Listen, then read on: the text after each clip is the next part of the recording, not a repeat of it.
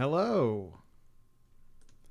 I need to perfect this so that when the stream finally comes up and happens, I'm like doing something and then I casually look at the camera. Hello. I think that's the way to go. Well, let me make sure that I'm getting monitored so that when the stream finally comes up and happens, I'm like. Right.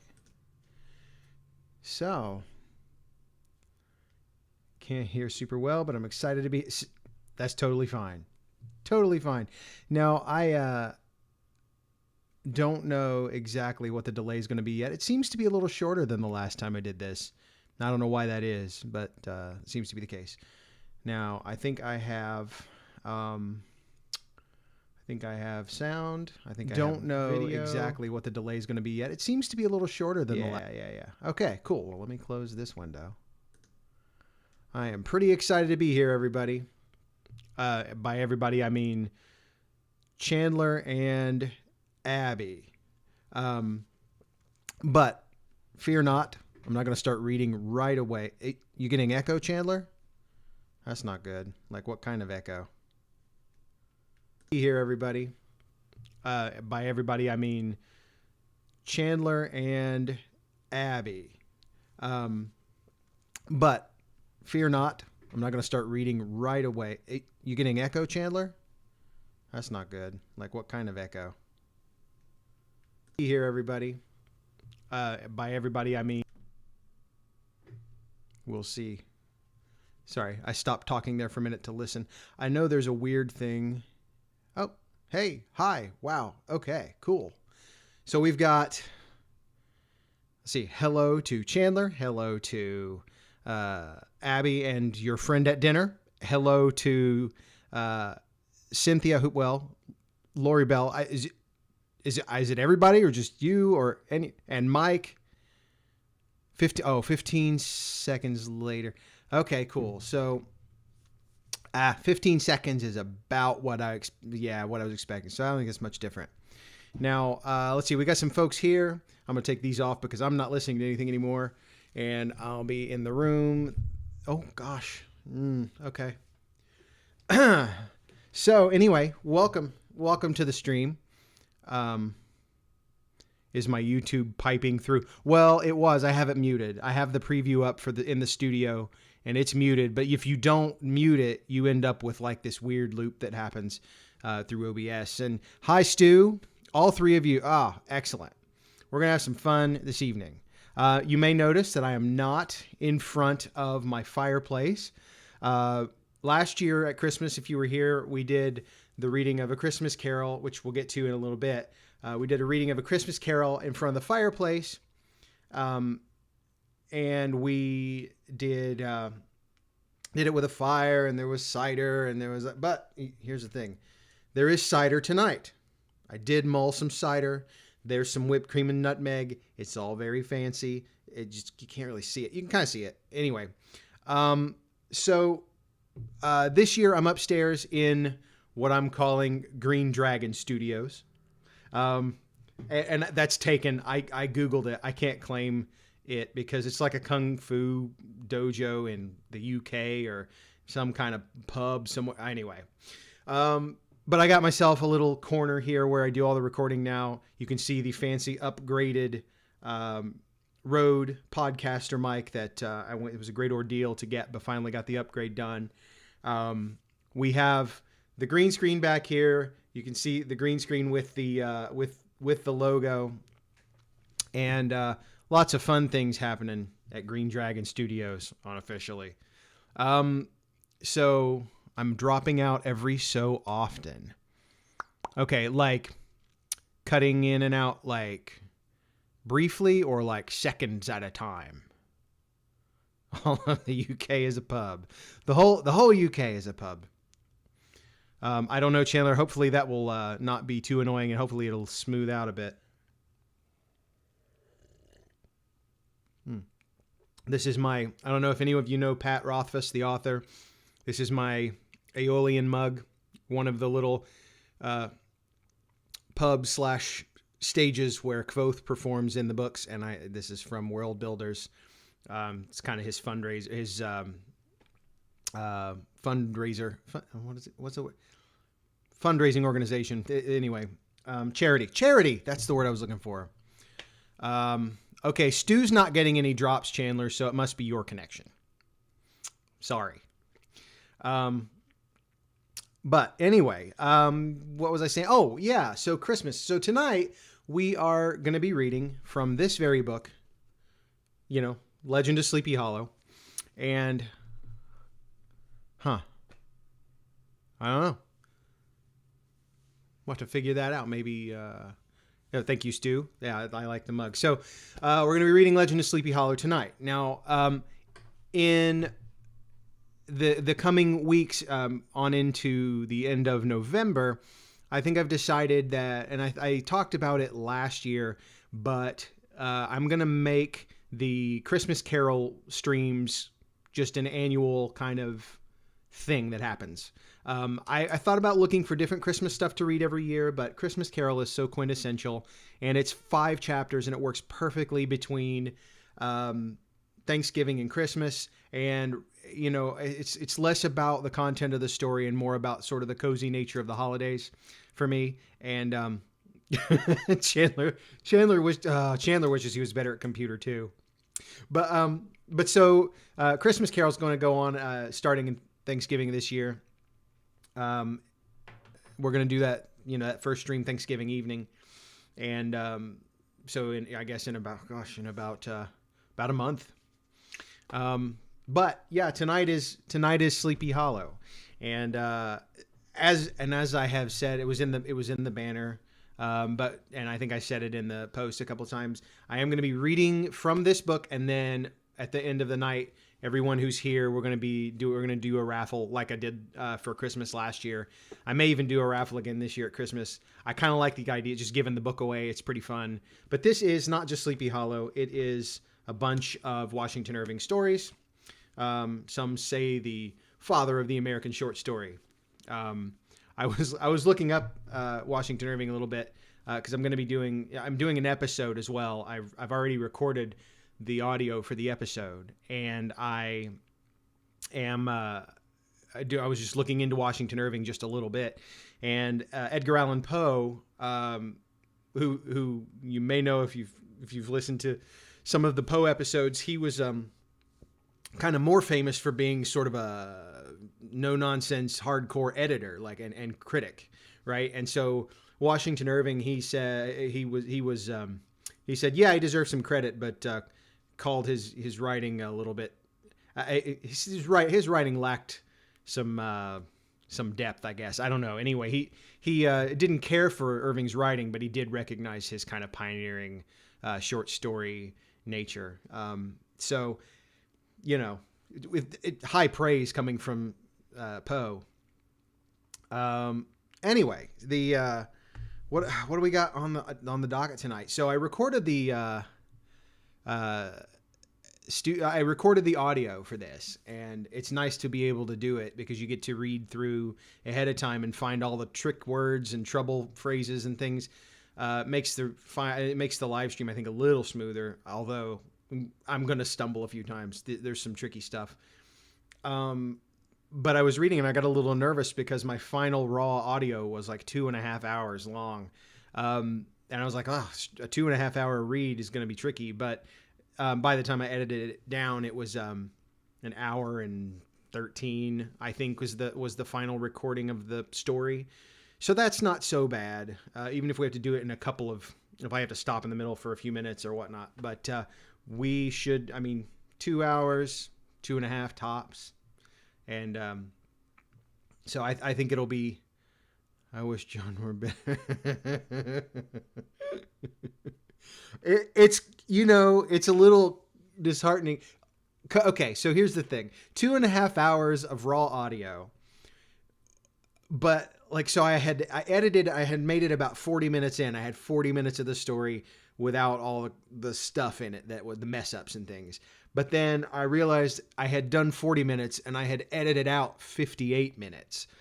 So more than twice, or more than 100% of what I had gotten good was also I had cut out bad. So it's like you read a story, you read a part and it's like it doesn't sound exactly right. You get the phrasing wrong. You got to go back and kind of say it again. And yeah, there were lots of retakes, and yeah, it took a while. Yeah. So before anything else, I need to get tickets for you guys for being here. So here's the thing.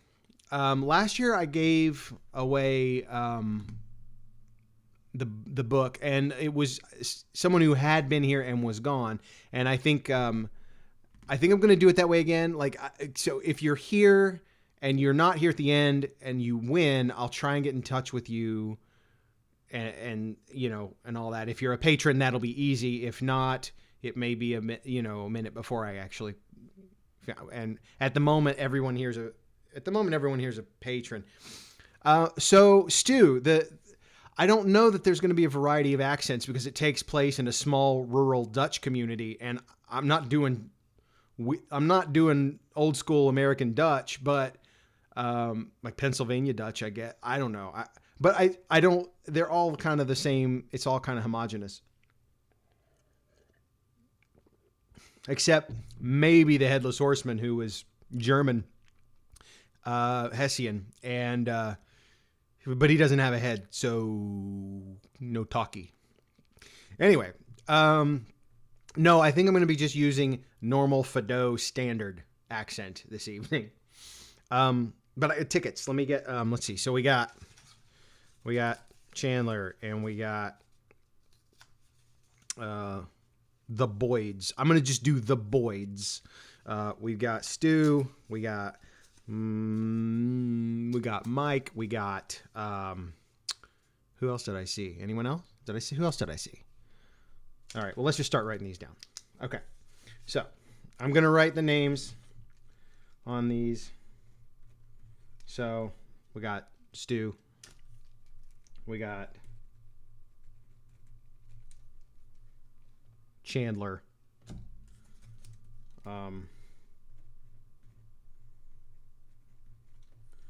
We got the Boyds. Oh, okay, hold on. I didn't say her name, but Abby, the Lunatics are here. Yeah. And Mike and Jen. I assume Jen is there somewhere. You guys are in the car, right? And Mike and Jen right there. Okay. So let's see. Okay. Let me show you this. Pretty excited about this. Michelle got me this. So, okay. If you haven't heard of Mold-A-Rama, you're about to. So, Mold-A-Rama. I'm not sure I understand. My watch is talking. Shut up. Okay.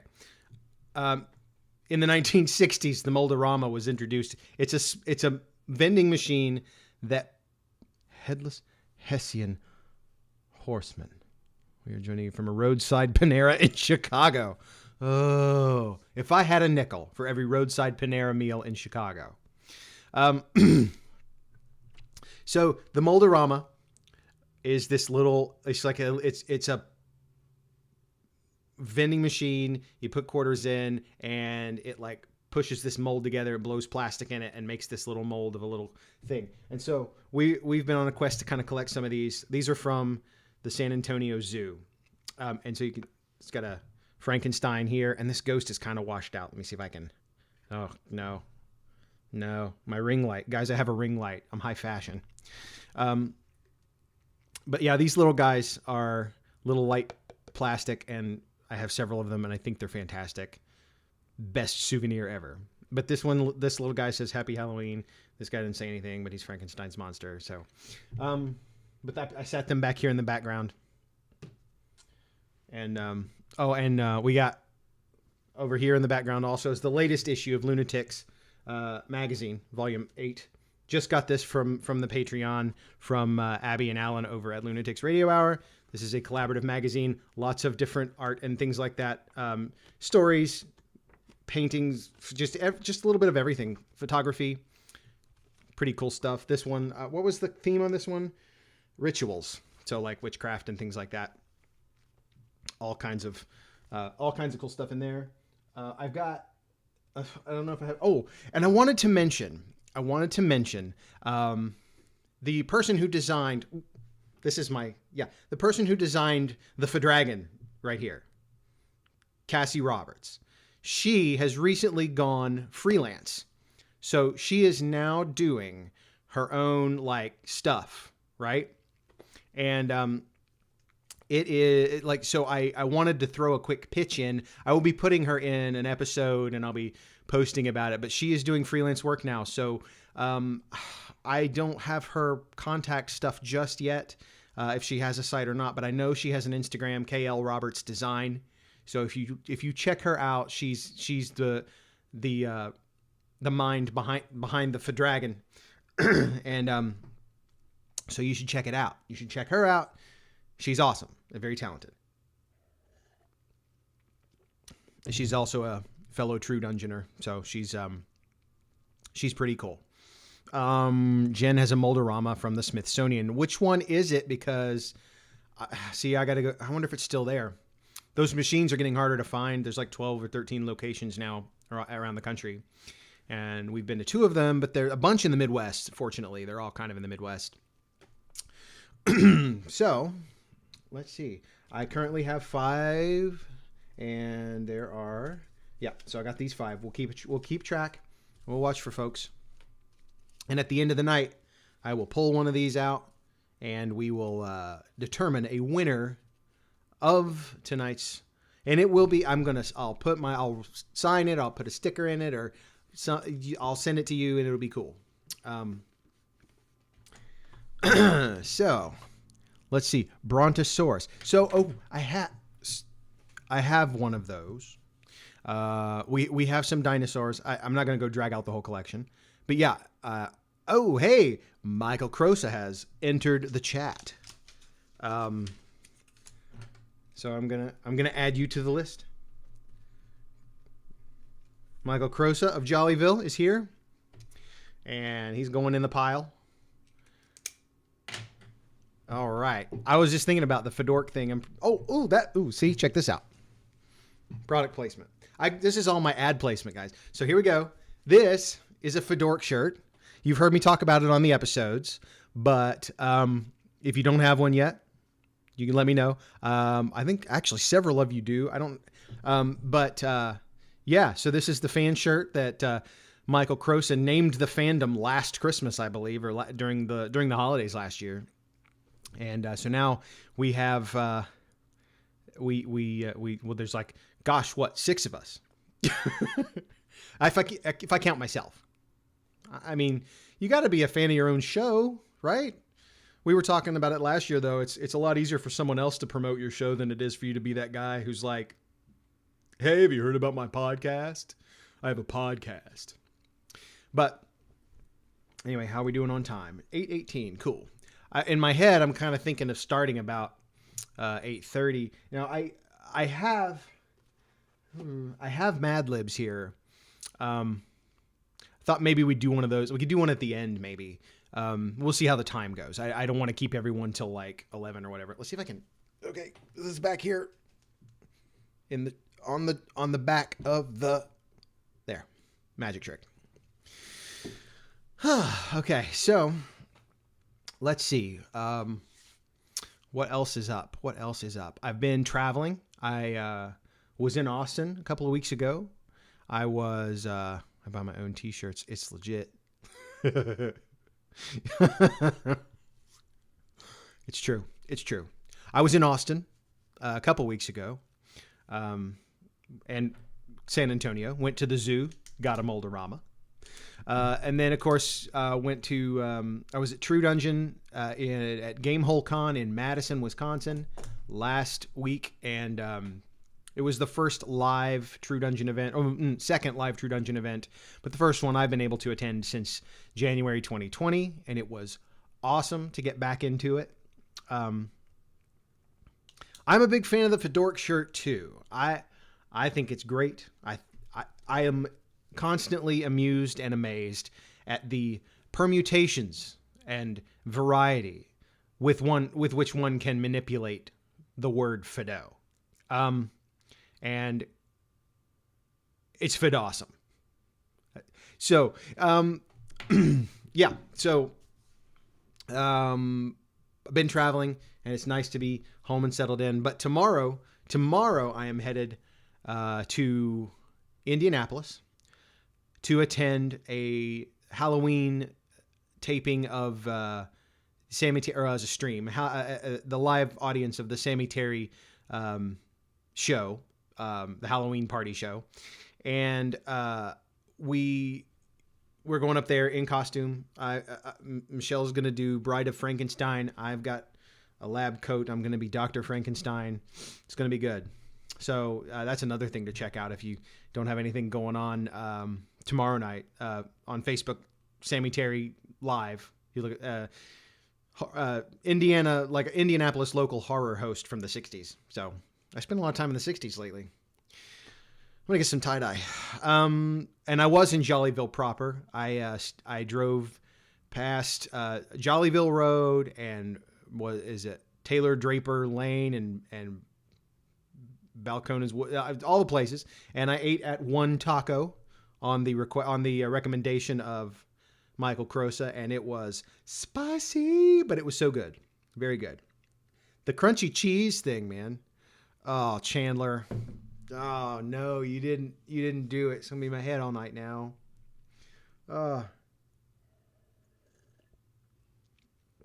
Now it's in my head. And I didn't have any tonight, but during Christmas, during those streams, you watch pizza rice. We're going to have more pizza rice. Oh dear. So, oh gosh. Okay. So, yeah. So let's see. Let's talk a little bit about Sleepy Hollow. I'm going to start here in a few minutes, and we're going to read it straight through.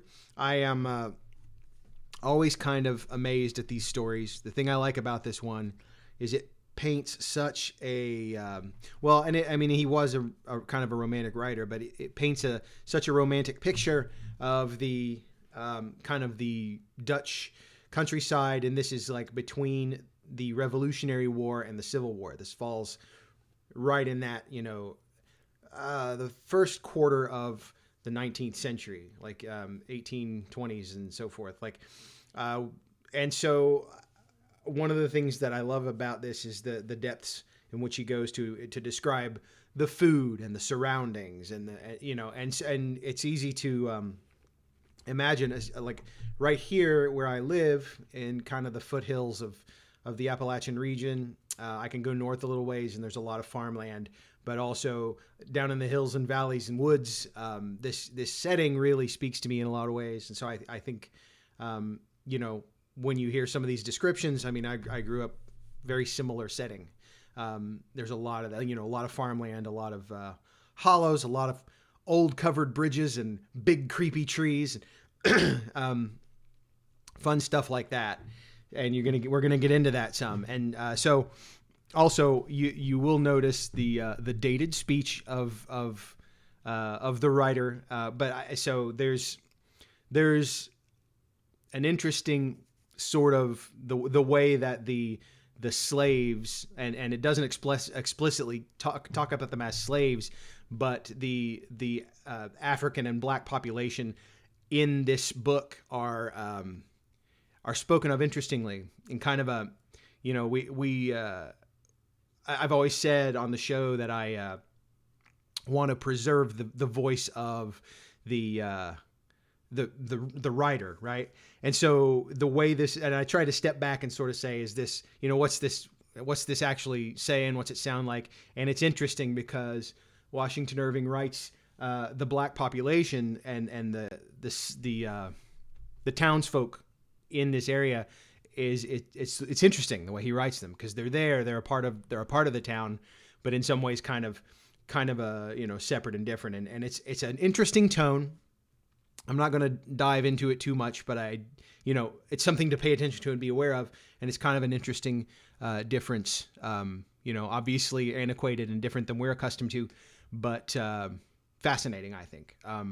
But overall, it paints a really cool picture of an era. Even though it's fictional, I think it's neat for kind of talking about the fall and the harvest and the way, the country folk dealt with it and handled it back in the day. As well as no small amount of courtship, and it's fun. So I think if you watch the cartoon that they did of it, it's pretty good the way they did it. It's closer than I would have thought, especially Ichabod's portrayal. Pretty fun. So most of you probably know the story, but it was, even though I knew the story, reading it and now reading it again, it's been fun. It's been a lot of fun. So let's see. I think probably 8:26. I think we're going to go ahead and get into it. I want to go ahead and get reading so that we can, make sure we get finished before it's super late.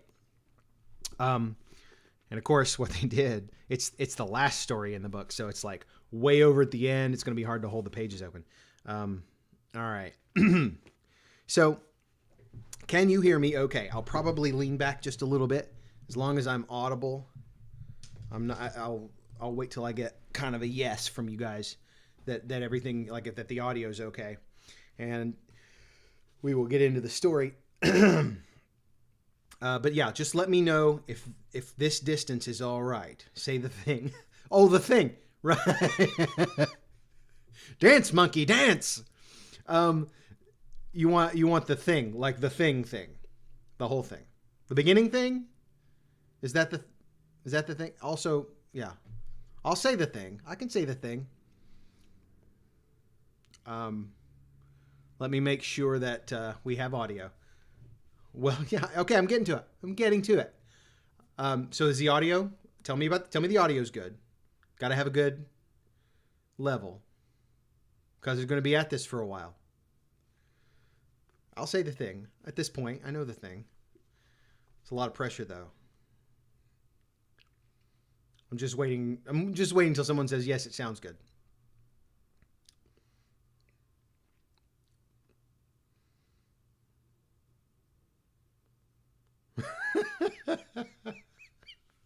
Okay. Here's the thing. I don't have this up anywhere, so if I forget the thing, I'm a terrible podcaster, and I don't deserve to have a podcast. Here we go.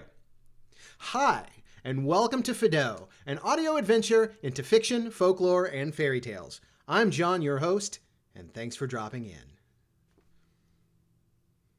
John, your host. That's the last name of whoever it is. John, your host. Jimmy Piecrust, and anyway. There, okay. Audio is great for Pete's sake. Say that. I said the thing. Okay. All right, so now we're going to begin with the story. Here goes the story. Okay, good. Great. Now I'm getting the comments. Perfect. Audio sounds good. Away we go. So now, here we go. And of course I do need to say that, this was first published. Ooh, I got that date somewhere. Washington Irving lived from 1783 to 1859.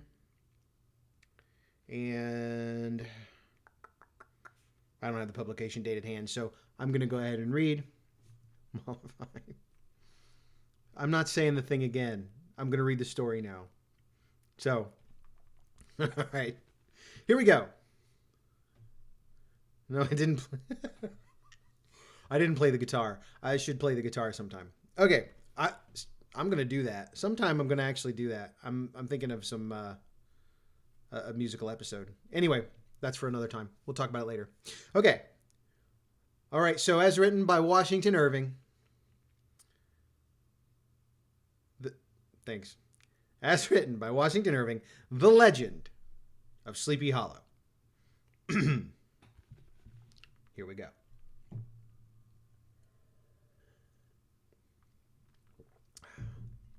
found among the papers of the late Diedrich Knickerbocker.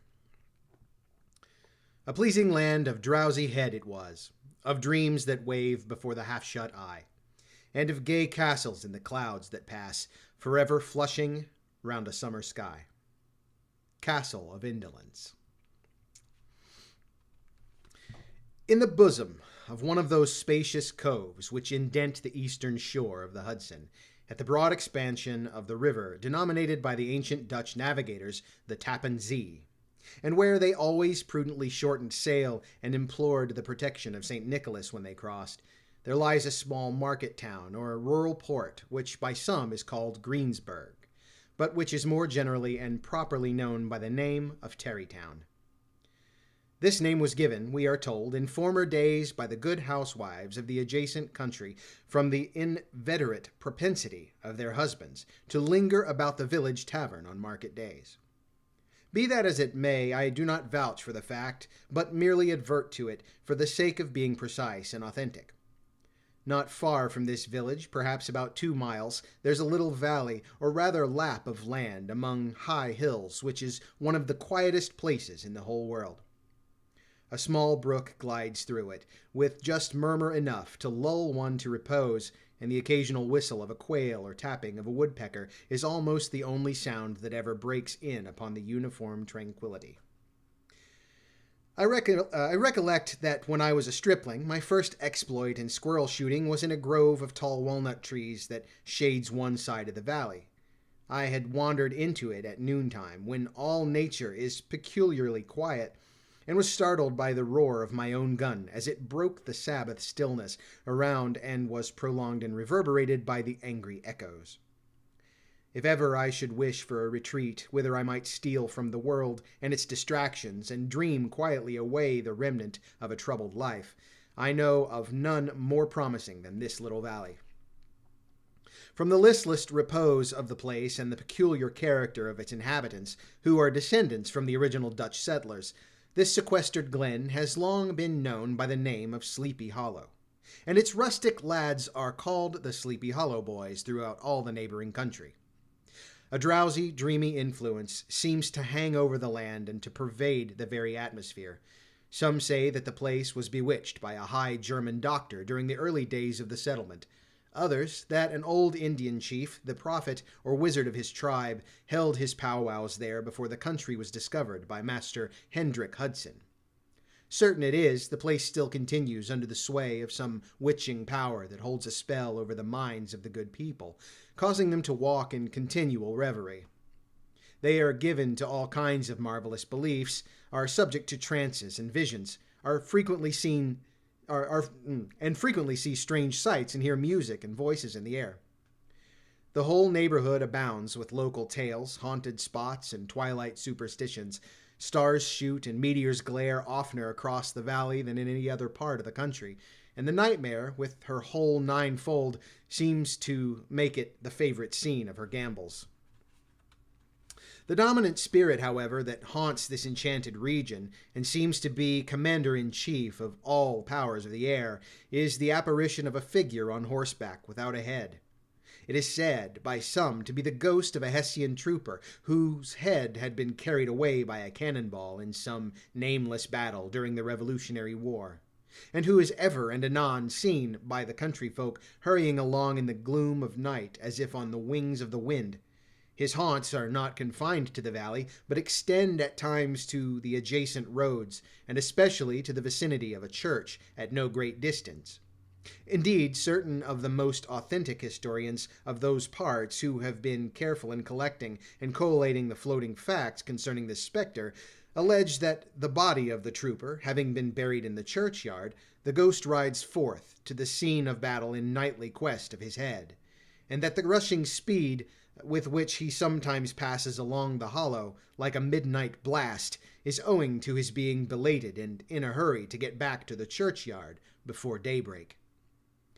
Such is the general purport of this legendary superstition, which has furnished materials for many a wild story in that region of shadows, and the spectre is known at all the country firesides by the name of the Headless Horseman of Sleepy Hollow. It is remarkable that the visionary propensity I have mentioned is not confined to the native inhabitants of the valley, but is unconsciously imbibed by everyone who resides there for a time.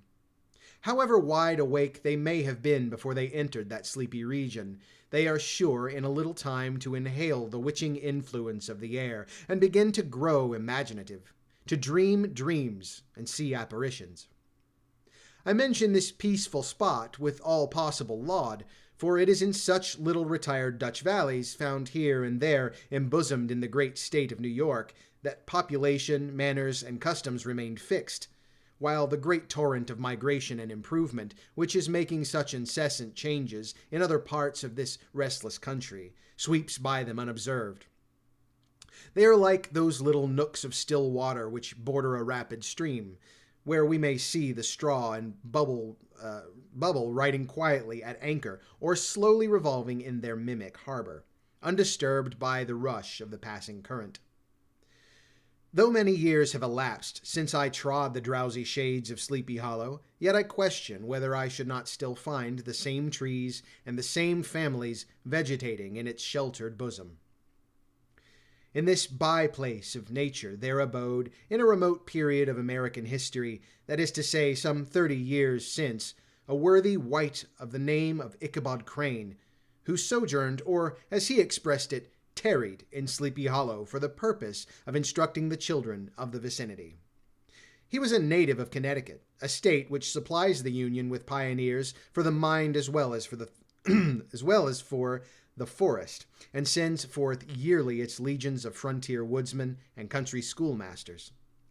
The cognomen of Crane was not inapplicable to his person. He was tall, but exceedingly lank, with narrow shoulders, long arms and legs, hands that dangled a mile out of his sleeves, feet that might have served for shovels, and his whole frame most loosely hung together. His head was small and flat at top, with huge ears, large green glassy eyes, and a long snipe nose, so that it looked like a weathercock perched upon his spindle neck, to tell which way the wind blew. To see him striding along the profile of a hill on a windy day, with his clothes bagging and fluttering about him, one might have mistaken him for the genius of famine descending upon the earth, or some scarecrow eloped from a cornfield. His schoolhouse was a low building of one large room, rudely constructed of logs, the windows partly glazed and partly patched with leaves of old copybooks. It was most ingeniously secured at vacant hours by a withe twisted in the handle of the door and stakes set against the window shutters, so that though a thief might get in with perfect ease, he would find some embarrassment in getting out. An idea most probably borrowed by the architect, Joost van Houten, from Mystery of an Eel Pot. The schoolhouse stood in a rather lonely but pleasant situation, just at the foot of a woody hill, with a brook running close by, and a formidable birch tree growing at one end of it. From hence, the low murmur of his pupils' voices, conning over their lessons, might be heard in a drowsy summer's day, like the hum of a beehive, interrupted now and then by the authoritative voice of the master in a tone of menace or command, or peradventure by the appalling sound of the birch as he urged some tardy loiterer along the flowery path of knowledge. Truth to say, he was a conscientious man, and ever bore in mind the golden maxim, "Spare the rod and spoil the child." Ichabod Crane's scholars certainly were not spoiled. I would not have imagined, however, that he was one of those cruel potentates of the school who joy in the smart of their subjects. On the contrary, he administered justice with discrimination rather than severity, taking the burden off the backs of the weak and laying it on those of the strong. Your mere puny stripling that winced at the least flourish of the rod was passed by with indulgence, but the claims of justice were satisfied by inflicting a double portion on some little tough, wrong-headed, broad-skirted Dutch urchin who sulked and swelled and grew dogged and sullen beneath the birch. All this he called doing his duty by their parents. And he never inflicted a chastisement without following it by the assurance, so consolatory to the smarting urchin, that he would remember it and thank him for it the longest day he had to live. When school hours were over, he was even the companion and the playmate of the larger boys, and on holiday afternoons would convoy some of the smaller ones home who happened to have pretty sisters or good housewives from others, noted for the comforts of the cupboard. Indeed, it behooved him to keep on good terms with his pupils. The revenue arising from his school was small, and would have been scarcely sufficient to furnish him with daily bread, for he was a huge feeder, and though lank, had the dilating powers of an anaconda. But to help out his maintenance, he was, according to country custom in those parts, boarded and lodged at the houses of the farmers whose children he instructed.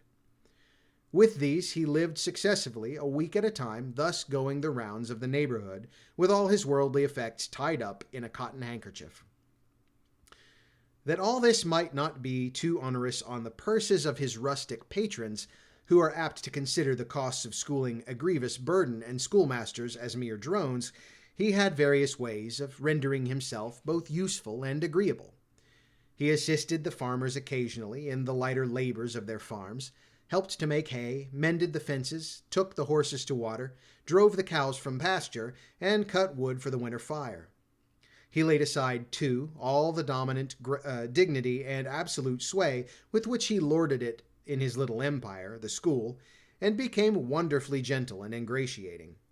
He found favor in the eyes of the mothers by petting the children, particularly the youngest, and like a lion bold, which whilom so magnanimously the lamb did hold, he would sit with a child on one knee and rock a cradle with his foot for whole hours together.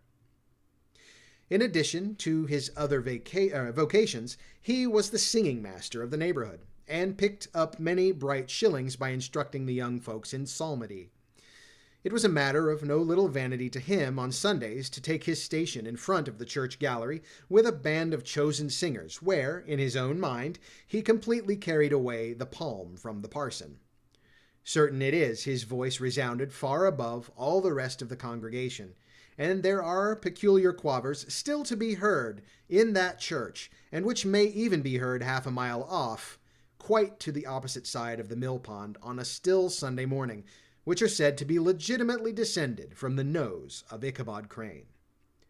Thus, by diverse little makeshifts in that ingenious way which is commonly denominated by hook and by crook, the worthy pedagogue got on tolerably enough, and was thought by all who understood nothing of the labor of head work to have a wonderfully easy life of it. The schoolmaster is generally a man of some importance in the female circle of a rural neighborhood, being considered a kind of idle, gentleman-like personage of vastly superior taste and accomplishments to the rough country swains, and indeed inferior in learning only to the parson. His appearance, therefore, is apt to occasion some little stir at the tea-table, or of a farmhouse, and the addition of a supernumerary dish of cakes or sweetmeats, or, peradventure, the parade of a silver teapot. Our man of letters, therefore, was peculiarly happy in the smiles of all the country damsels. How he would figure among them in the churchyard between services on Sundays, gathering grapes for them from the wild vines that overrun the surrounding trees, reciting for them their amusement all the epitaphs on the tombstones, or sauntering with a whole bevy of them along the banks of the adjacent mill pond, while the more bashful country bumpkins hung sheepishly back, envying his superior elegance and address. From his half-itinerant life, also, he was a kind of traveling gazette, carrying the whole budget of local gossip from house to house, so that his appearance was always greeted with satisfaction. He was, moreover, esteemed by the women as a man of great erudition, for he had read several books quite through, and was a perfect master of Cotton Mather's History of New England Witchcraft, in which, by the way, he most firmly and potently believed. He was, in fact, an odd mixture of small shrewdness and simple credulity. His appetite for the marvelous and his powers of digesting it were equally extraordinary, and both had been increased by his residence in this spellbound region. No tale was too gross or monstrous for his capacious swallow. It was often his delight, after his school was dismissed in the afternoon, to stretch himself on the rich bed of clover bordering the little brook that whimpered by his schoolhouse, and there con over old Mather's direful tales until the gathering dusk of the evening made the printed page a mere mist before his eyes. Then, as he wended his way by swamp and stream, and awful woodland to the farmhouse where he happened to be quartered, every sound of nature at that witching hour fluttered his excited imagination.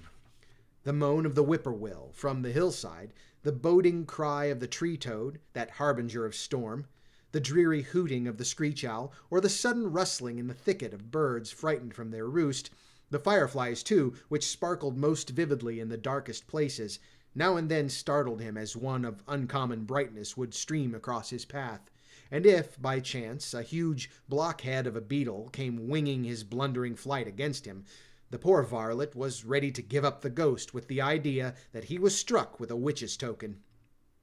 His only resource on such occasions, either to drown the thought or drive away evil spirits, was to sing psalm tunes, and the good people of Sleepy Hollow, as they sat by their doors of an evening, were often filled with awe at hearing his nasal melody. In linked sweetness long drawn out, floating from the distant hill or along the dusky road. Another of his sources of fearful pleasure was to pass long winter evenings with the old Dutch wives as they sat spinning by the fire, with a row of apples roasting and spluttering along the hearth, and listen to their marvelous tales of ghosts and goblins, and haunted fields, and haunted brooks, and haunted bridges, and haunted houses, and particularly of the headless horseman, or galloping Hessian of the hollow, as they sometimes called him. He would delight them equally by his anecdotes of witchcraft and of the direful omens and portentous sights and sounds in the air which prevailed in the earlier times of Connecticut, and would frighten them woefully with speculations upon comets and shooting stars, and with the alarming fact that the world did absolutely turn round, and they were half the time topsy-turvy. But if there was a pleasure in all this, while snugly cuddling in the chimney corner of a chamber that was all of a ruddy glow from the crackling wood fire, and where, of course, no spectre dared to show his face, it was dearly purchased by the terrors of his subsequent walk homewards. What fearful shapes and shadows beset his path amidst the dim and ghastly glare of a snowy night!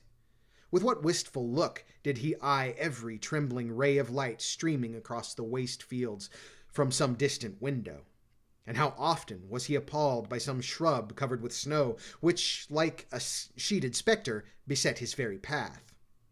How often did he shrink with curdling awe at the sound of his own steps on the frosty crust beneath his feet, and dread to look over his shoulder, lest he should behold some uncouth being trampling close behind him. And how often was he thrown into complete dismay by some rushing blast howling among the trees, in the idea that it was the galloping Hessian in one of his nightly scourings.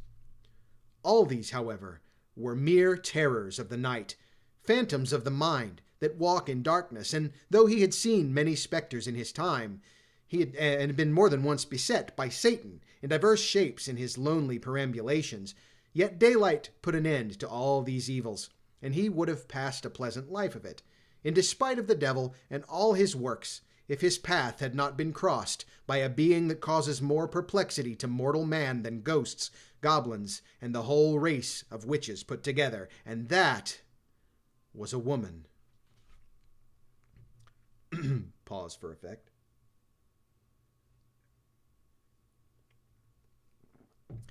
Everybody still here? I don't know.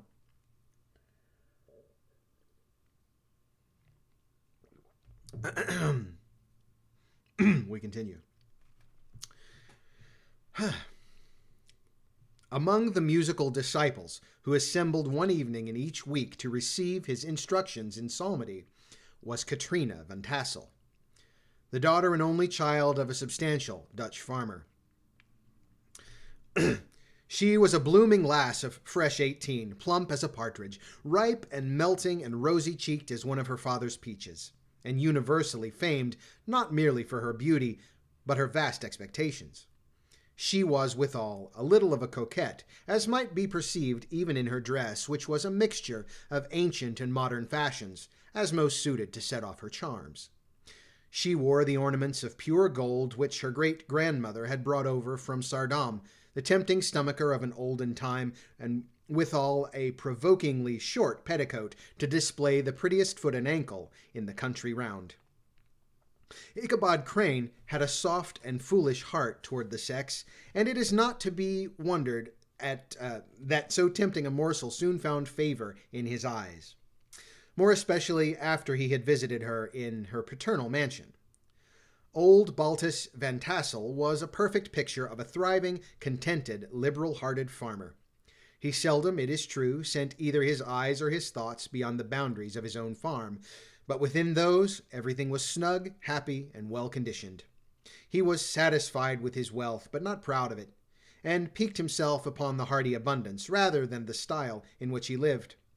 His stronghold was situated on the banks of the Hudson, in one of those green, sheltered, fertile nooks in which the Dutch farmers are so fond of nestling.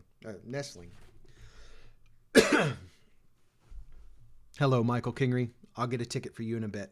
Good to see you. All right.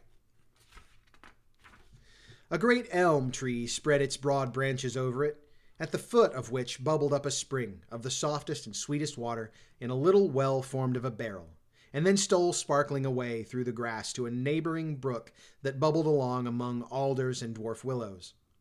Hard by the farmhouse was a vast barn that might have served for a church, every window and crevice of which seemed bursting forth with the treasures of the farm. The flail was busily resounding within it from morning to night. Swallows and martins skimmed twittering about the eaves, and rows of pigeons, some with one eye turned up as if watching the weather, some with their heads under their wings and buried in their bosoms, and others swelling and cooing and bowing about their dames, were enjoying the sunshine on the roof. Sleek, unwieldy porkers were grunting in the repose and abundance of their pens, whence sallied forth, now and then, troops of sucking pigs as if to snuff the air. A stately squadron of snowy geese were riding in an adjoining pond, convoying whole fleets of ducks. Regiments of turkeys were gobbling through the farmyard, and guinea fowls fretting about it, like ill-tempered housewives, with their peevish, discontented cry. Before the barn door strutted the gallant cock, that pattern of a husband, a warrior, and a fine gentleman, clapping his burnished wings and crowing in the pride and gladness of his heart, sometimes tearing up the earth with his feet, and then generously calling his ever-hungry family of wives and children to enjoy the rich morsel which he had discovered. The pedagogue's mouth watered as he looked upon this sumptuous promise of luxurious winter fare. In his devouring mind's eye he pictured to himself every roasting pig running about with a pudding in his belly and an apple in his mouth.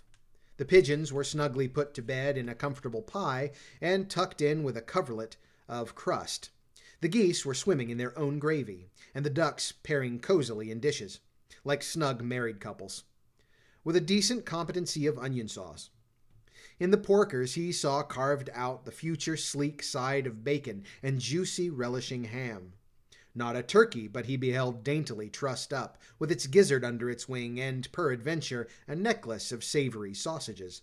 And even bright Chanticleer himself lay sprawling on his back in a side dish, with uplifted claws, as if craving that quarter which his chivalrous spirit disdained to ask while living. As the enraptured Ichabod fancied all this, and as he rolled the great green eyes over the fat meadowlands, the rich fields of wheat, of rye, of buckwheat, and Indian corn, and the orchards burdened with ruddy fruit which surrounded the warm tenement of Van Tassel, his heart yearned after the damsel who was to inherit these domains, and his imagination expanded with the idea of how they might be readily turned into cash, and the money invested in immense tracts of wild land and shingle palaces in the wilderness. Nay, his busy fancy already realized his hopes, and presented to him the blooming Katrina, with a whole family of children, mounted on top of a wagon and loaded with household trumpery, with pots and kettles dangling beneath, and he beheld himself bestriding a pacing mare, with a colt at her heels, setting out for Kentucky, Tennessee, or Lord knows where. When he entered the house, the conquest of his heart was complete. It was one of those spacious farmhouses with high-ridged but lowly sloping roofs, built in the style handed down from the first Dutch settlers, the low projecting eaves forming a piazza along the front, capable of being closed up in bad weather. Under this were hung flails, harnesses, various utensils of husbandry, and nets for fishing in the neighboring river. Benches were built along the sides for summer use, and a great spinning wheel at one end and a churn at the other showed the various uses to which this important porch might be devoted. From this piazza, the wondering Ichabod entered the hall, which formed the center of the mansion and the place of usual residence. Here, rows of resplendent pewter ranged on a long dresser, dazzling the eyes. In one corner stood a huge bag of wool ready to be spun. In another, a quantity of linsey-woolsey just from the loom, ears of Indian corn and strings of dried apples and peaches hung in gay festoons along the wall, mingled with the gaud of red peppers. And a door left ajar gave him a peep into the best parlor, where the claw-footed chairs and dark mahogany tables shone like mirrors. Andirons, with their accompanying shovel and tongs, glistened from their covert of asparagus tops. Mock oranges and conch shells decorated the mantelpiece. Strings of various colored birds' eggs were suspended above it. A great ostrich egg was hung from the center of the room, and a corner cupboard, knowingly left open, displayed immense treasures of old silver and well-mended china.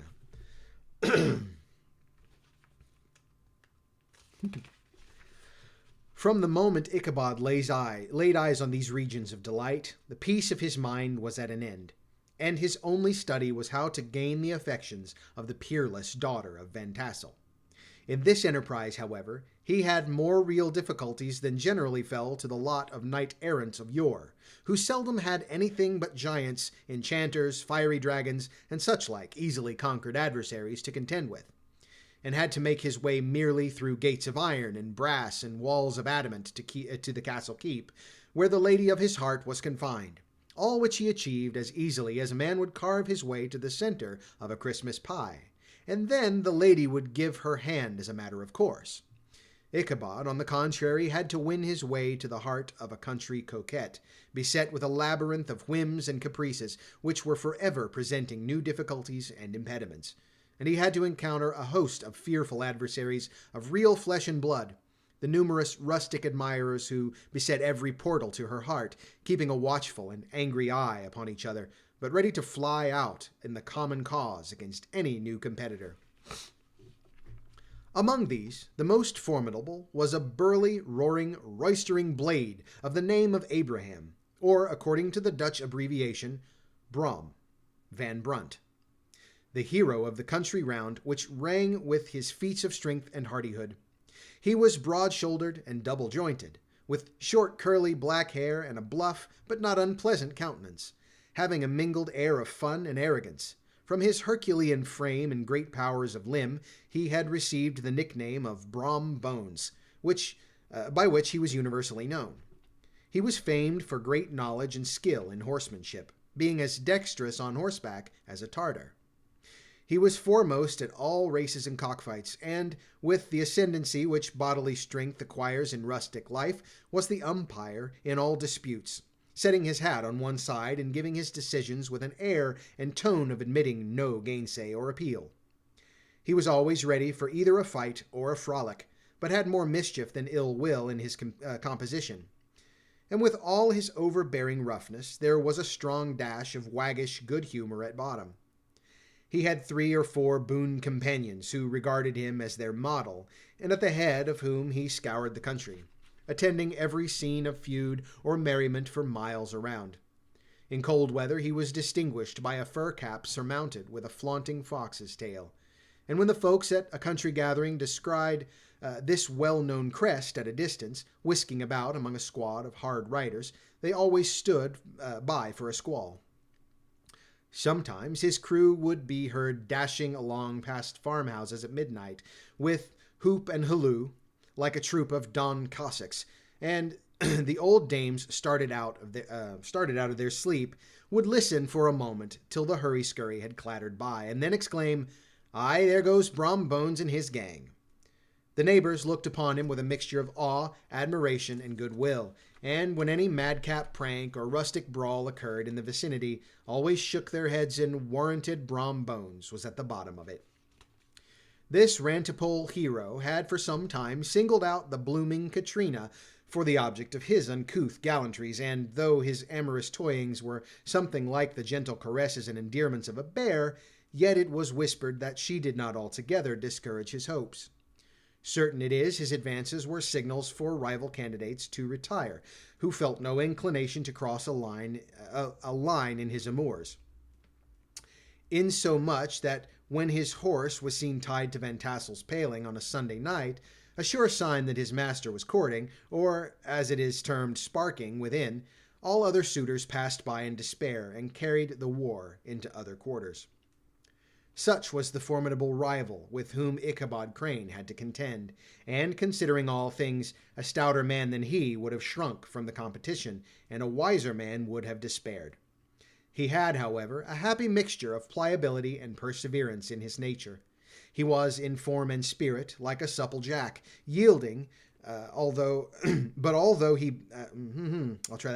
a supple jack, yielding, but though he bent, he never broke, and though he bowed at the slightest pressure, yet the moment it was away, jerk, he was as erect and carried his head as high as ever.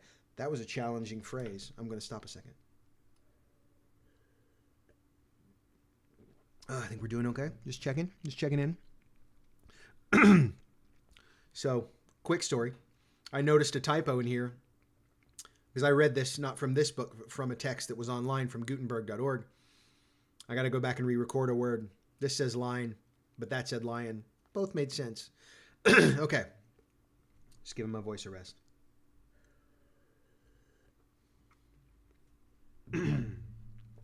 All right.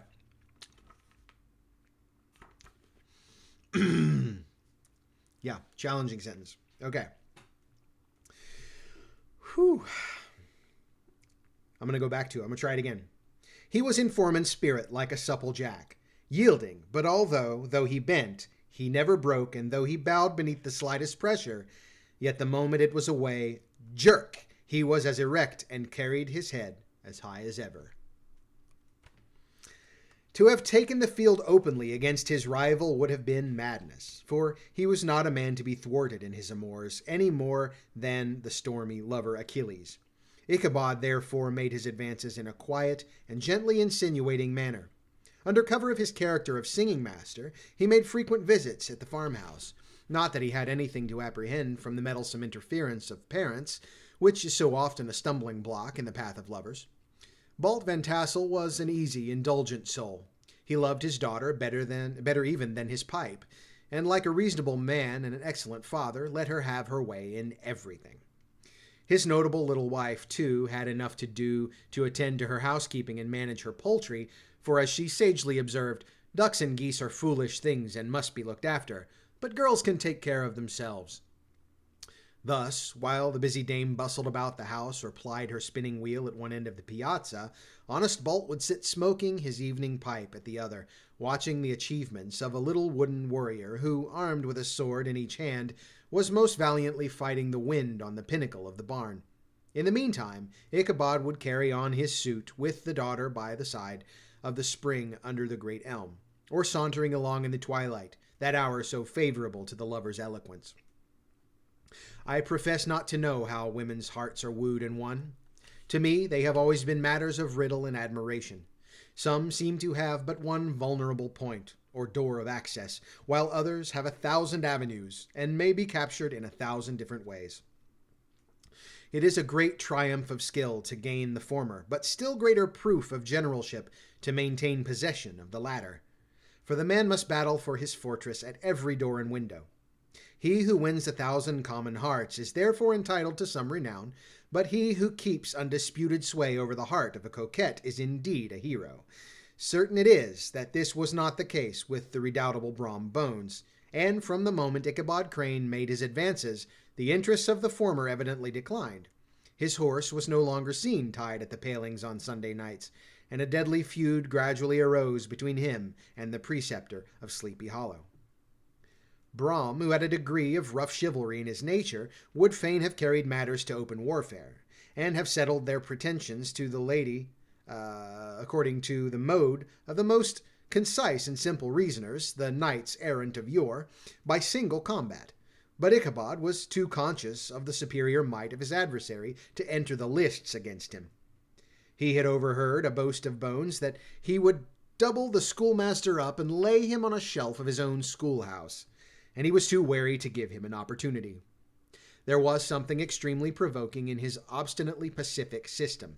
It left Brom no alternative but to draw upon the funds of rustic waggery in his disposition, and to play off boorish practical jokes upon his rival.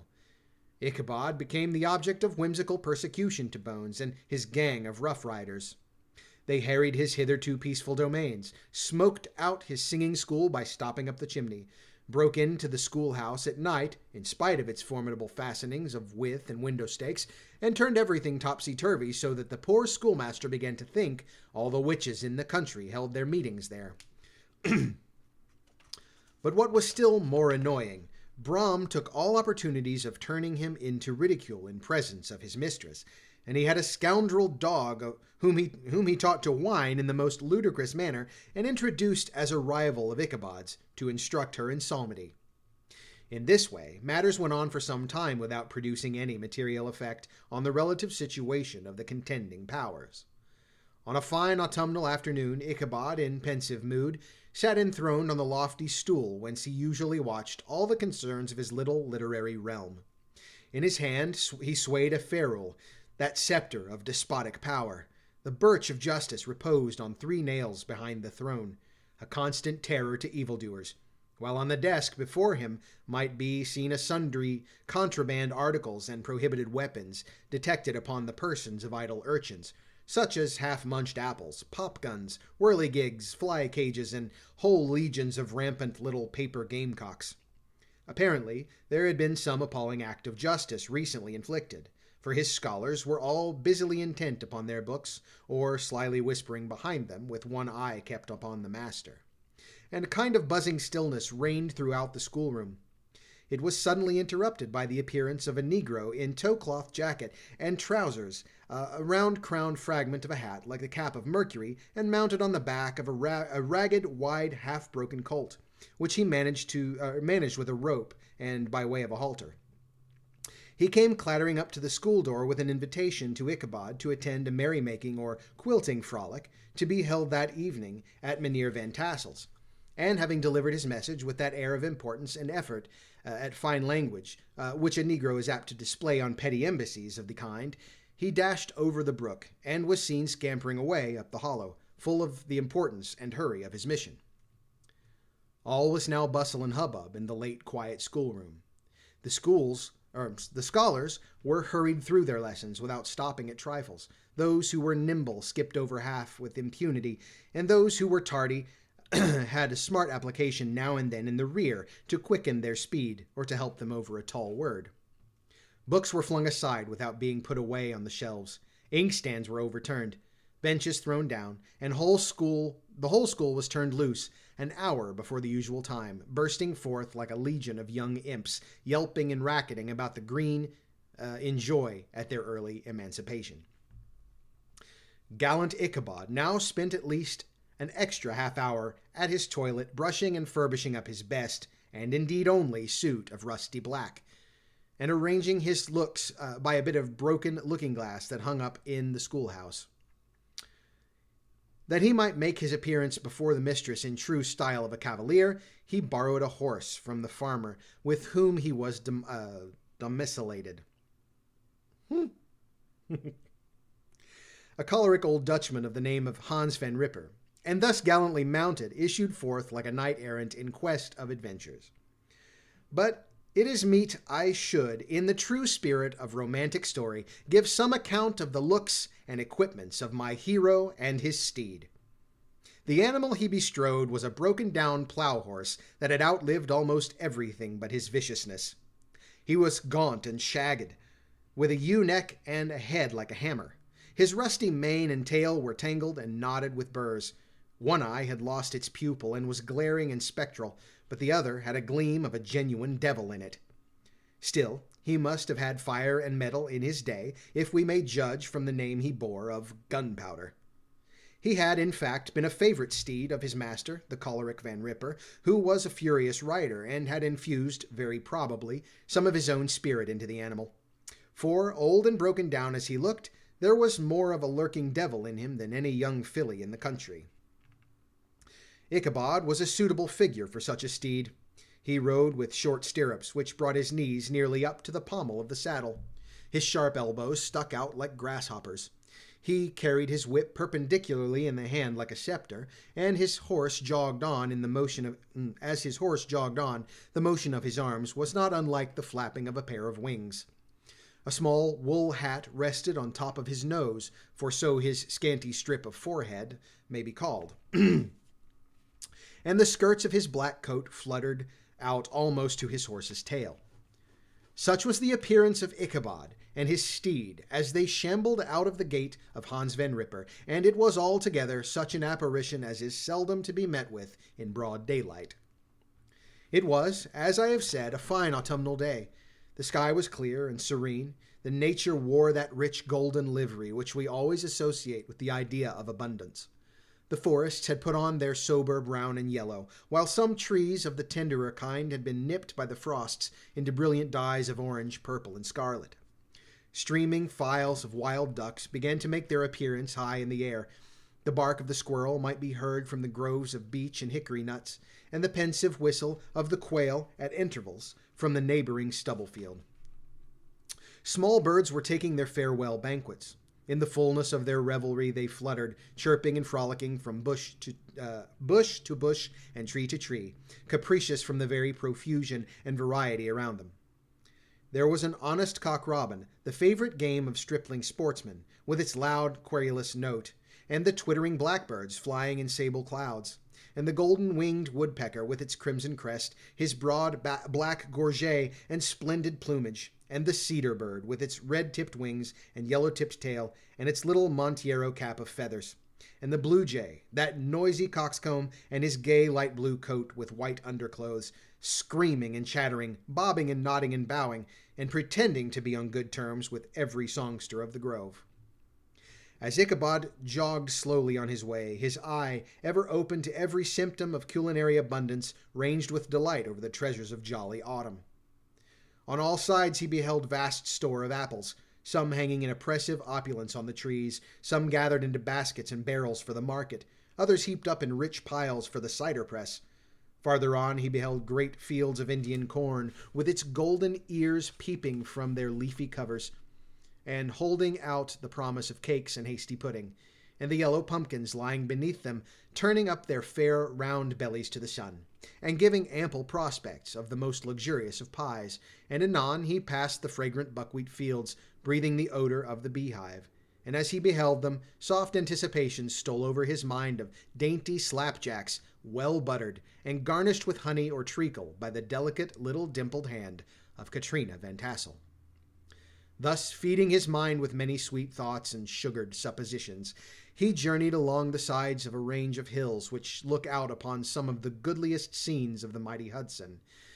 The sun gradually wheeled his broad disk down into the west. The wide bosom of the Tappan Zee lay motionless and glassy, excepting that here and there a gentle undulation waved and prolonged the blue shadow of the distant mountain. A few amber clouds floated in the sky without a breath of air to move them. The horizon was of a fine golden tint, changing gradually into a pure apple green, and from that into the deep blue of the mid-heaven. A slanting ray lingered on the woody crests of the precipices that overhung some parts of the river, giving greater depth to the dark gray and purple of their rocky sides.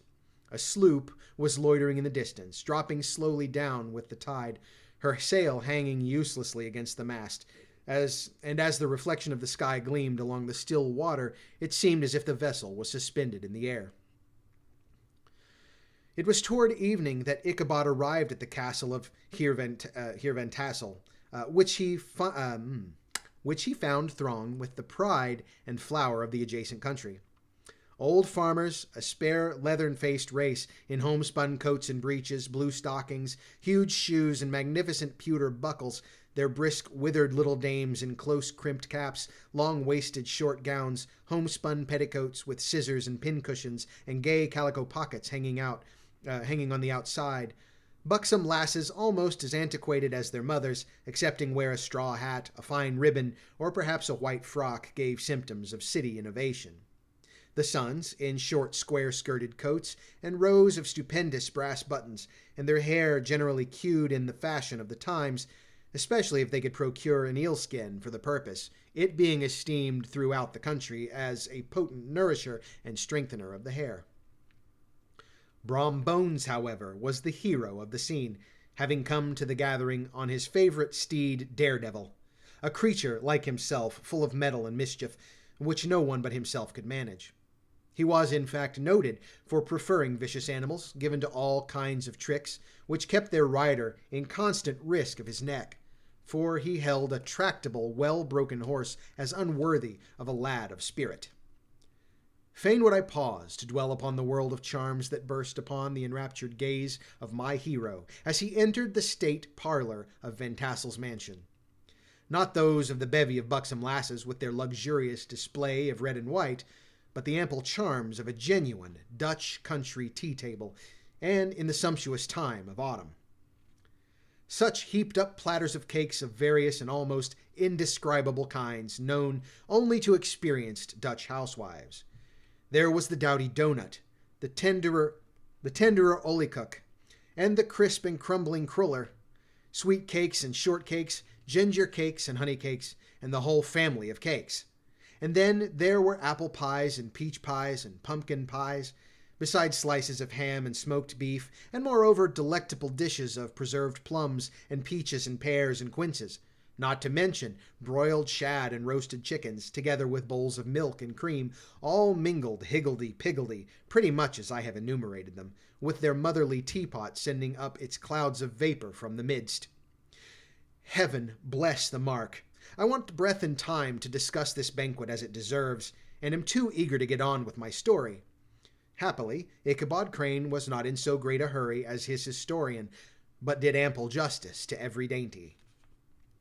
He was a kind and thankful creature, whose heart dilated in proportion as his skin was filled with good cheer, and whose spirits rose with eating as some men's do with drink.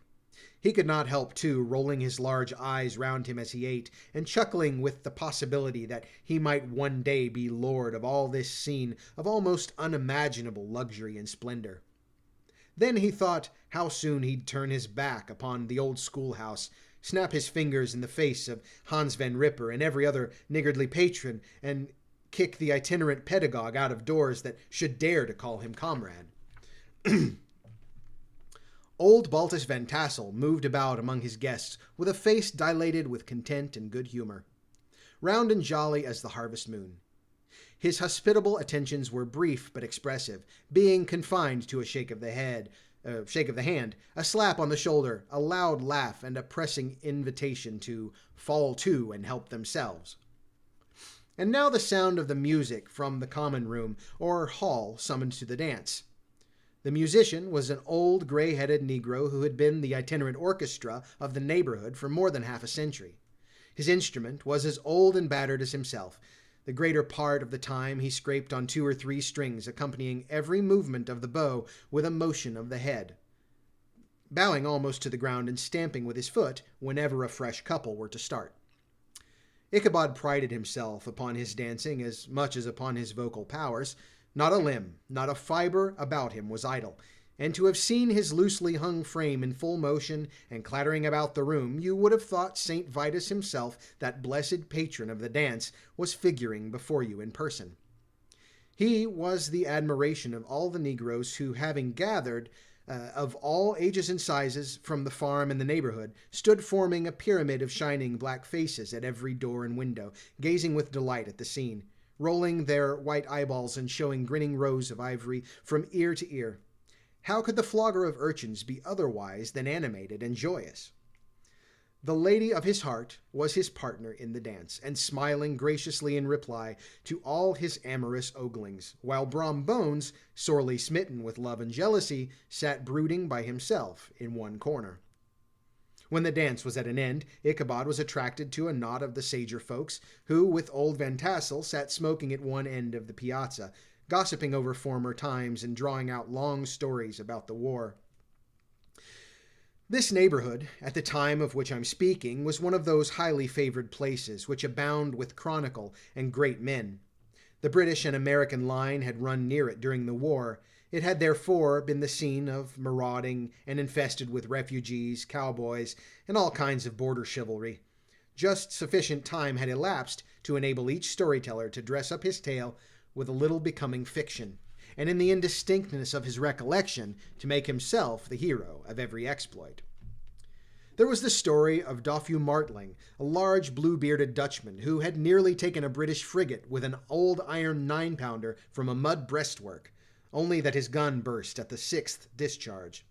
And there was an old gentleman who shall be nameless, being too rich a Mynheer to be lightly mentioned, who in the Battle of White Palms, being an excellent master of defence, parried a musket ball with a small sword, insomuch as he absolutely felt it whiz round the blade and glance off at the hilt, in proof of which he was ready at any time to show the sword, with the hilt a little bent. There were several more that had been equally great in the field, not one of whom was but persuaded that he had a considerable hand in bringing the war to a happy termination. But all these were nothing to the tales of ghosts and apparitions that succeeded. The neighborhood was rich in legendary treasures of the kind. Local tales and superstitions thrive best in these sheltered, long-settled retreats, but are trampled underfoot by the shifting throng that forms the population of most of our country places. Besides, there is no encouragement for ghosts in most of our villages, for they have scarcely had time to finish their first nap and turn themselves in their graves before their surviving friends have traveled away from the neighborhood, so that when they turn out at night to walk their rounds, they have no acquaintances left to call upon. This is perhaps the reason why we so seldom hear of ghosts, except in our long-established Dutch communities. These immediate causes, however, of the prevalence of supernatural stories in these parts was doubtless owing to the vicinity of Sleepy Hollow. There was a contagion in the very air that blew from the haunted region. It breathed forth an atmosphere of dreams and fancies infecting all the land. Several of the Sleepy Hollow people were present at Van Tassel's and, as usual, were doling out their wild and wonderful legends. Many dismal tales were told about funeral trains and mourning cries and wailings heard and seen about the great tree where the unfortunate Major Andre was taken, and which stood in the neighborhood. Some mention was made also of the woman in white that haunted the dark glen at Raven Rock, and was often heard to shriek on winter nights before a storm, having perished there in the snow. The chief part of the stories, however, turned upon the favorite spectre of Sleepy Hollow, the Headless Horseman, who had been heard several times of late patrolling the country, and, it was said, tethered his horse nightly among the graves in the churchyard. The sequestered situation of this church seems always have made it a favorite haunt of troubled spirits. It stands on a knoll surrounded by locust trees and lofty elms, from among which its decent whitewashed walls shine modestly forth, like Christian purity beaming through the shades of retirement. A gentle slope descends from it to a silver sheet of water bordered by high trees, between which peeps may be caught at the blue hills of the Hudson. To look upon its grass-grown yard where the sunbeams seem to sleep so quietly, one would think that there at least the dead might rest in peace. On one side of the church extends a wide woody dell, among which raves a large brook among broken rocks and trunks of fallen trees. Over a deep black part of the stream, not far from the church, was formerly thrown a wooden bridge. The road that led it to the bridge itself were thickly shaded by overhanging trees, which cast a gloom about it even in the daytime, but occasionally a fearful darkness at night. Such was one of the favorite haunts of the Headless Horseman, and the place where he was most frequently encountered. The tale was told of old Brewer, A most heretical disbeliever in ghosts, how he met the horseman returning from his foray into Sleepy Hollow, and was obliged to get up behind him. How they galloped over the brush and brake, over hill and swamp, until they reached the bridge, which the horseman suddenly turned into a skeleton. When the horseman suddenly turned into a skeleton, threw old Brewer into the brook, and sprang away over the treetops with a clap of thunder. This story was immediately matched by a thrice marvelous adventure of Brom Bones, who made light of the galloping Hessian as an errant jockey. He affirmed that on returning one night from the neighboring village of Sing Sing, he had been overtaken by his midnight trooper, that he had offered to race him for a bowl of punch, and should have won, too, for Daredevil beat the goblin horse All Hollow. But just as they came to the church bridge, the Hessian bolted and vanished in a flash of fire. I do need tea with honey. Yes, Chandler, it is a PG stream. That's about enough of that.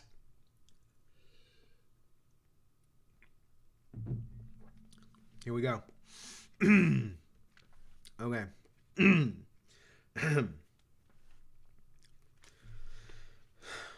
All these tales, told in that drowsy undertone with which men talk in the dark, the countenances of the listeners only now and then receiving a casual gleam from the glare of a pipe, sank deep in the mind of Ichabod. He repaid them in kind with large extracts from his invaluable author, Cotton Mather, and added many marvelous events that had taken place in his native state of Connecticut, and fearful sights which he had seen in his nightly walks about Sleepy Hollow. The revel now gradually broke up. The old farmers gathered together their families in their wagons, and were heard for some time rattling along the hollow roads and over the distant hills. Some of the damsels mounted on pillions behind their favorite swains, and their light-hearted laughter, mingling with the clatter of hooves, echoed along the silent woodlands, sounding fainter and fainter, until they gradually died away, and late scene of noise and frolic was all silent and deserted. Ichabod only lingered behind, according to the custom of country lovers, to have a tete-a-tete with the heiress, fully convinced that he was now on the high road to success.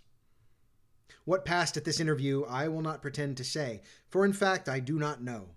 Something, however, I fear me must have gone wrong, for he certainly sallied forth after no very great interval, with an air quite desolate and chop-fallen. These women.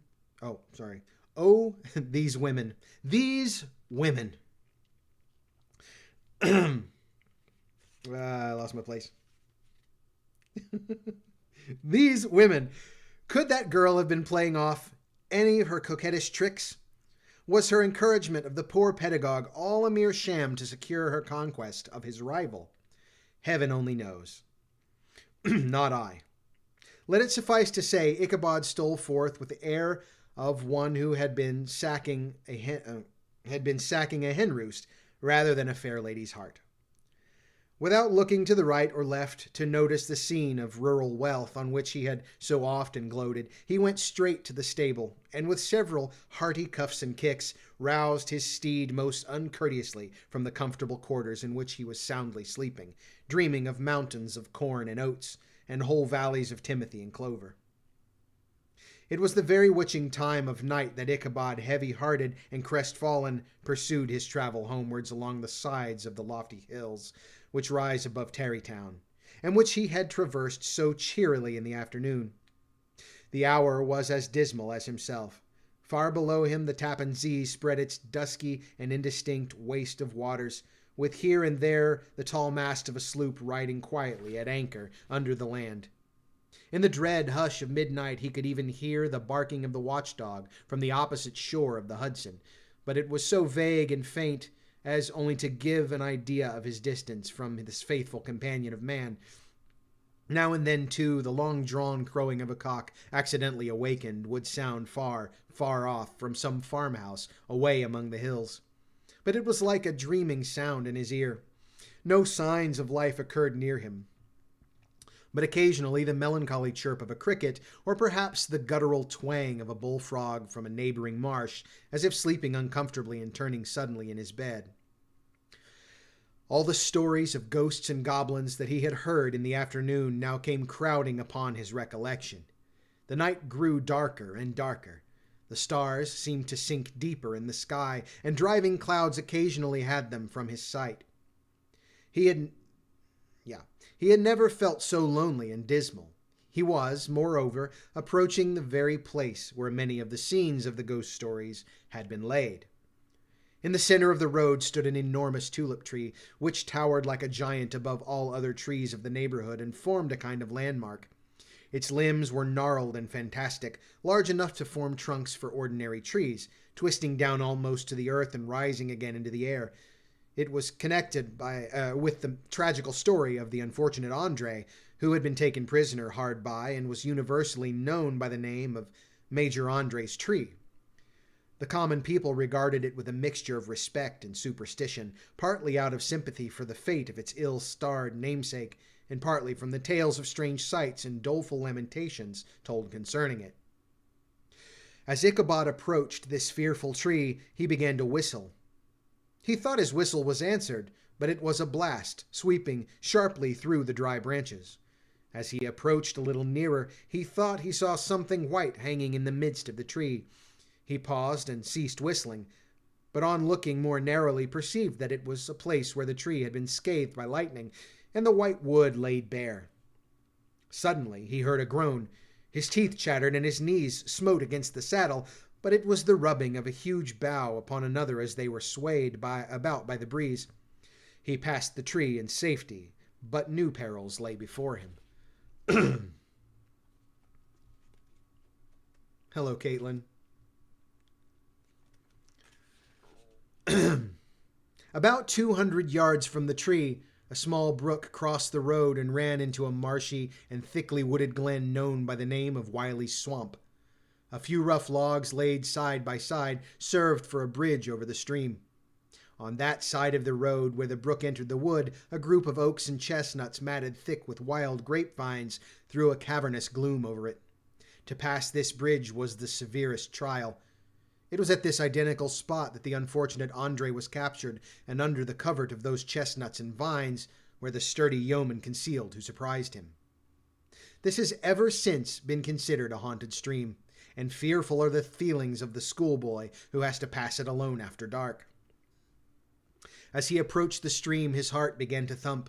He summoned up, however, all his resolution, gave his horse half a score of kicks in the ribs, and attempted to dash briskly across the bridge. But instead of starting forward, the perverse old animal made a lateral movement and ran broadside against the fence. Ichabod, whose fears increased with the delay, jerked the reins on the other side and kicked lustily with the contrary foot. It was all in vain. His steed started, it is true, but it was only to plunge to the opposite side of the road into a thicket of brambles and alder bushes. The schoolmaster now bestowed both whip and heel upon the starveling ribs of old Gunpowder, who dashed forward, snuffing and snorting, but came to a stand just by the bridge with the suddenness that had nearly sent his rider sprawling over his head. Just at this moment, a plashy tramp by the side of the bridge caught the sensitive ear of Ichabod. In the dark shadow of the grove, on the margin of the brook, he beheld something huge, misshapen, black and towering. It stirred not, but seemed gathered up in the gloom, like some gigantic monster ready to spring upon the traveler. The hair of the affrighted pedagogue rose upon his head with terror. What was to be done? To turn and fly now was too late, and besides, what chance was there of escaping ghost or goblin, if such it was, which could ride upon the wings of the wind?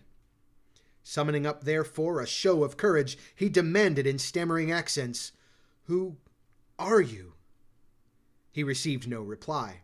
He repeated his demand in a still more agitated voice. Still there was no answer. Once more he cudgelled the sides of the inflexible Gunpowder, and shutting his eyes, broke forth with involuntary fervor into a psalm tune. Just then the shadowy object of alarm put itself in motion, and with a scramble and a bound stood at once in the middle of the road. Though the night was dark and dismal, yet the form of the unknown might now in some degree be ascertained.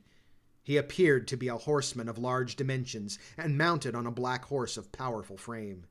He made no offer of molestation or sociability, but kept aloof on one side of the road, jogging along the blind side of old Gunpowder, who had now got over his fright and waywardness. Ichabod, who had no relish for this strange midnight companion, and bethought himself of the adventure of Brom Bones with the galloping Hessian, now quickened his steed in hopes of leaving him behind. The stranger, however, quickened his horse to an equal pace. Ichabod pulled up and fell into a walk, thinking to lag behind. The other did the same.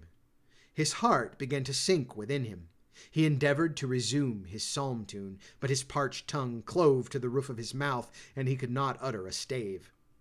There was something in the moody and dogged silence of this pertinacious companion that was mysterious and appalling. It was soon fearfully accounted for.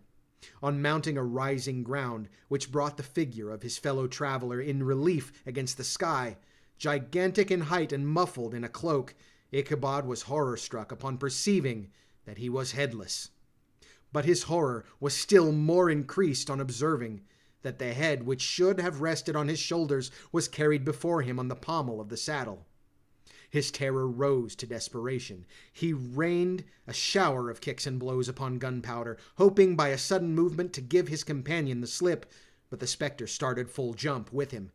Away they dashed, through thick and thin, stones flying and sparks flashing at every bound. Ichabod's flimsy garments fluttered in the air as he stretched his long, lank body away over the horse's head in eagerness of his flight.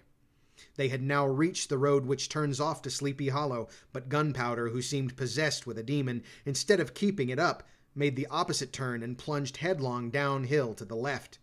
This road leads through a sandy hollow shaded by trees for about a quarter mile, where it crosses the bridge famous in goblin story, and just beyond swells the green knoll on which stands the whitewashed church. As yet, the panic of the steed had given his unskillful rider an apparent advantage in the chase, but just as he got halfway through the hollow, the girths of the saddle gave way, and he felt it slipping from under him. He seized it by the pommel and endeavored to hold it firm, but in vain, and had just time to save himself by clasping old Gunpowder round the neck when the saddle fell to the earth, and he heard it trampled underfoot by his pursuer. For a moment the terror of Hans Van Ripper's wrath passed across his mind, for it was his Sunday saddle, but this was no time for petty fears. The goblin was hard on his haunches, and unskilled rider that he was, he had too much ado to maintain his seat, sometimes slipping on one side and sometimes on the other, and sometimes jolted on the high ridge of his horse's backbone with a violence that he verily feared would cleave him asunder. An opening in the trees now cheered him with the hopes that the church bridge was at hand. The wavering reflection of a silver star in the bosom of the brook told him that he was not mistaken. He saw the walls of the church dimly glaring under the trees beyond. He recollected the place where Brom Bones's ghostly competitor had disappeared. If I can but reach that bridge, thought Ichabod, I am safe. Just then he fancied that he felt his hot breath. Just then he heard the black steed panting and blowing close behind him. He even fancied that he felt his hot breath. Another convulsive kick in the ribs, and old Gunpowder sprang upon the bridge. He thundered over the resounding planks. He gained the opposite side, and now Ichabod cast a look behind to see if his pursuer should vanish, according to rule, in a flash of fire and brimstone. Just then he saw the goblin rising in his stirrups, and in the very act of hurling his head at him. Ichabod endeavored to dodge the horrible missile, but too late. It encountered his cranium with a tremendous crash. He was tumbled headlong into the dust, and Gunpowder, the black steed, and the goblin rider passed by in a whirlwind.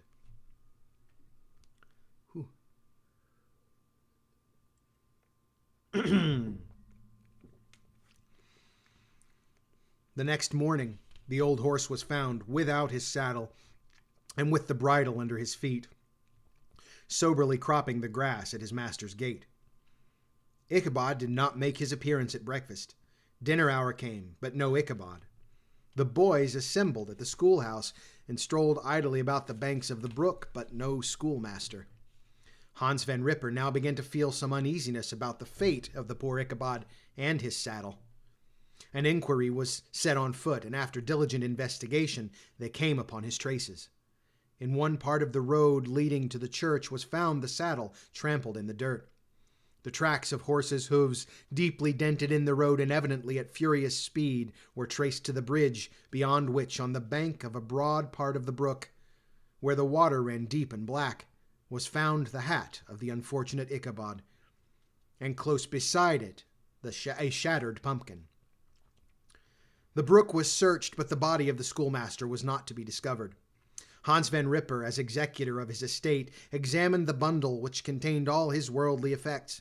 They consisted of 2 shirts and a half, 2 stocks for the neck, a pair of 2 worsted stockings, an old pair of corduroy small clothes, a rusty razor, a book of psalm tunes full of dog's ears, and a broken pitch pipe.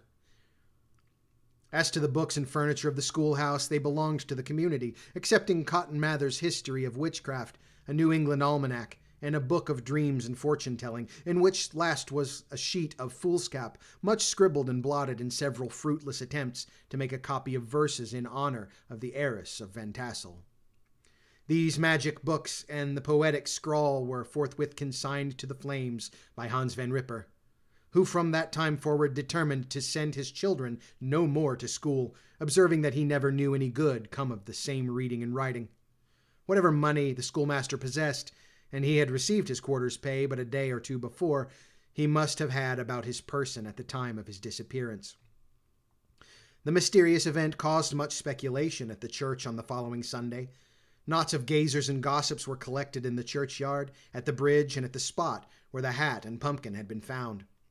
The stories of Brewer, of Bones, and a whole budget of others were called to mind, and when they had diligently considered them all and compared them with the symptoms of the present case, they shook their heads and came to the conclusion that Ichabod had been carried off by the galloping Hessian. As he was a bachelor and in nobody's debt, nobody troubled his head any more about him. The school was removed to a different quarter of the hollow, and another pedagogue reigned in his stead. It is true, an old farmer who had been down to New York on a visit several years after, and from whom this account of the ghostly adventure was received, brought home the intelligence that Ichabod Crane was still alive, and that he had left the neighborhood, partly through fear of the goblin and Hans Van Ripper, and partly in mortification at having been suddenly dismissed by the heiress. That he had changed his quarters to a distant part of the country, had kept school and studied law at the same time, had been admitted to the bar, turned politician, electioneered, written for the newspapers, and finally had been made a justice of the 10-pound court. Brom Bones, too, who shortly after his rival's disappearance conducted the blooming Katrina in triumph to the altar, was observed to look exceedingly knowing whenever the story of Ichabod was related, and always burst into hearty laugh at the mention of the pumpkin, which led some to suspect that he knew more about the matter than he chose to tell. The old country wives, however, who are the best judges of these matters, maintain to this day that Ichabod was spirited away by supernatural means, and it is a favorite story, often told about the neighborhood round the winter evening fire. The bridge became more than ever an object of superstitious awe, and that may be the reason why the road has been altered of late years, so to as approach the church by the border of the mill pond. The schoolhouse, being deserted, soon fell to decay, and was reported to be haunted by the ghost of the unfortunate pedagogue, and the ploughboy, loitering homeward after a still summer evening, has often fancied his voice at a distance, chanting a melancholy psalm tune among the tranquil solitudes of Sleepy Hollow.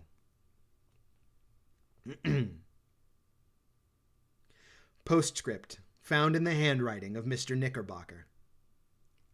The preceding tale is given almost in the precise words in which I heard it related at a corporation meeting in the ancient city of Manhattoes, at which were present many of the sagest and most illustrious burghers. The narrator was a pleasant, shabby, gentlemanly old fellow, in pepper and salt clothes, with a sadly humorous face, and one whom I strongly suspected of being poor, he made such efforts to be entertaining. When his story was concluded, there was much laughter and approbation, particularly from 2 or 3 deputy aldermen who had been asleep the greater part of the time. There was, however, one tall, dry-looking old gentleman with beetling eyebrows, who maintained a grave and rather severe face throughout, now and then folding his arms inclining his head and looking down upon the floor, as if turning a doubt over in his mind. He was one of your wary men who never laugh but upon good grounds, when they have reason and the law on their side. When the mirth of the rest of the company had subsided and silence was restored, he leaned one arm on the elbow of his chair and, sticking the other akimbo, demanded, with a slight but exceedingly sage motion of the head and contraction of the brow, what was the moral of the story and what it went to prove. The storyteller, who was just putting a glass of wine to his lips as a refreshment after his toils, paused for a moment, looked at his inquirer with an air of infinite deference, and lowering the glass slowly to the table, observed that the story was intended most logically to prove that there is no situation in life but it has advantages and pleasures, provided we will but take a joke as we find it. That therefore he that runs races with goblin troopers is likely to have rough riding of it. Ergo, for a country schoolmaster to be refused the hand of a Dutch heiress is a certain step to high preferment in the state. The cautious old gentleman knit his brows tenfold closer after this explanation, being sorely puzzled by the ratiocination of the syllogism, while methought the one in pepper and salt eyed him with something of a triumphant leer. At length he observed that all this was very well, but still he thought the story a little on the extravagant. There were one or two points on which he had his doubts. "Faith, sir," replied the storyteller, "as to that matter, I don't believe one half of it myself." D.K.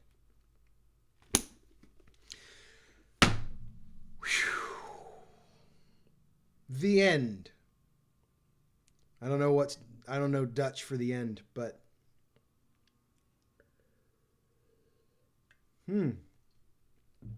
wow. Folks, that was a challenge. That was a challenge, but we made it. 9:46, that's pretty good. Whew. Well, I hope you enjoyed The Legend of Sleepy Hollow. Some challenging phrases, some interesting things in there. And, I just need a second. How's everyone doing? Looks like I've still got some folks here. Did you fall asleep? I think there were a couple of parts that were super dramatic where I was like super excited to read them and then I got tangled up.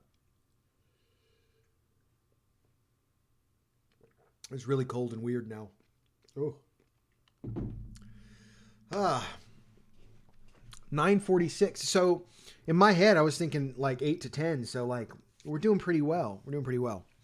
I don't even know if we got time for a Mad-Lib or if we got time. So let's see. What did I miss? I needed tea with honey. I saw the tea with honey comment. That's wait. Before I go any further, who we got? Who popped in? We got Michael Kingery. I don't know if he's still here, but I see him. I mean, if you show up, I'm gonna put you in because, it'll be fun. Okay. There's Michael Kingery.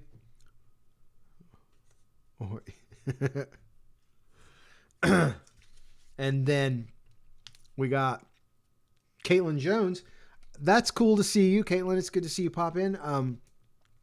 I don't know what's going over on Facebook. I just posted the link and hoped for the best. All right, let's see. The spelling is K-A-L-Y. Yeah. All right, cool. And there's So we've added Michael Kingery and we've added Caitlin.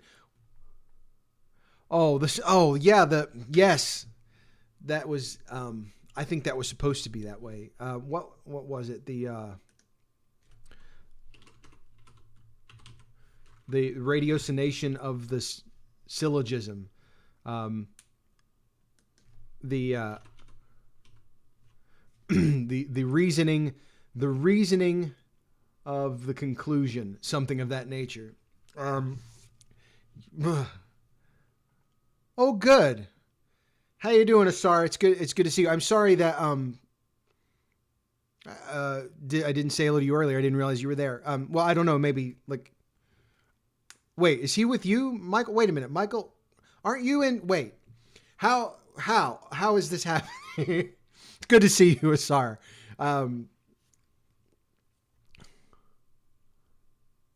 Yeah, so this is the thing about this story. I think everyone knows everyone knows the Legend of Sleepy Hollow as basically the last, page and a half, the part where he's running from the horseman, right? But you don't get all that build up. Nobody, there it is. So Chandler takes it all over. He's everywhere. He's listening to everybody. Yeah, you're in Chattanooga, but I thought Asar was still in Austin. So how? Okay, maybe I just don't see you log. I don't know. It doesn't matter. Hello, I'm glad you're here. Are you just on the phone listening or something? It does matter. I'm just curious how the logistics. Right. I remember us talking about that before, but I'm not sure. Is he listening over the phone, like to your account or what? So you don't have an account, so you're not logged into YouTube. Oh, so you're listening on YouTube, but you're not logged into YouTube. I think I understand now, right? Is that right? Because you can't comment, or I don't know. I feel like didn't make it public. I don't know. It doesn't matter. It doesn't matter. I'm glad you made it. I'll tell you what. That's 2 locations. I'm gonna put Asar on here too. Wham! I don't know what I'm gonna draw these out of. I have no idea what I'm gonna draw these out of. Yeah, he's okay. I got it. Yeah. I gave him the 15-second delay. I'm getting the comments now. I'm catching up. I think we're tracking.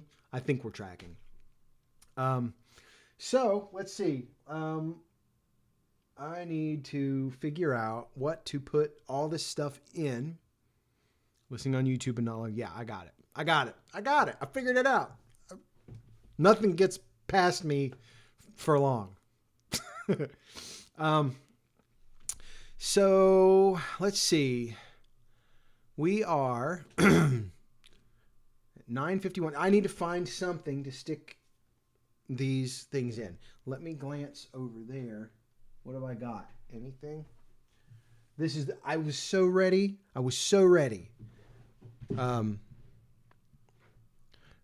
Bingo. Yeah. Okay. 1 second. Once I'm going to go off camera real quick. I'll be right back.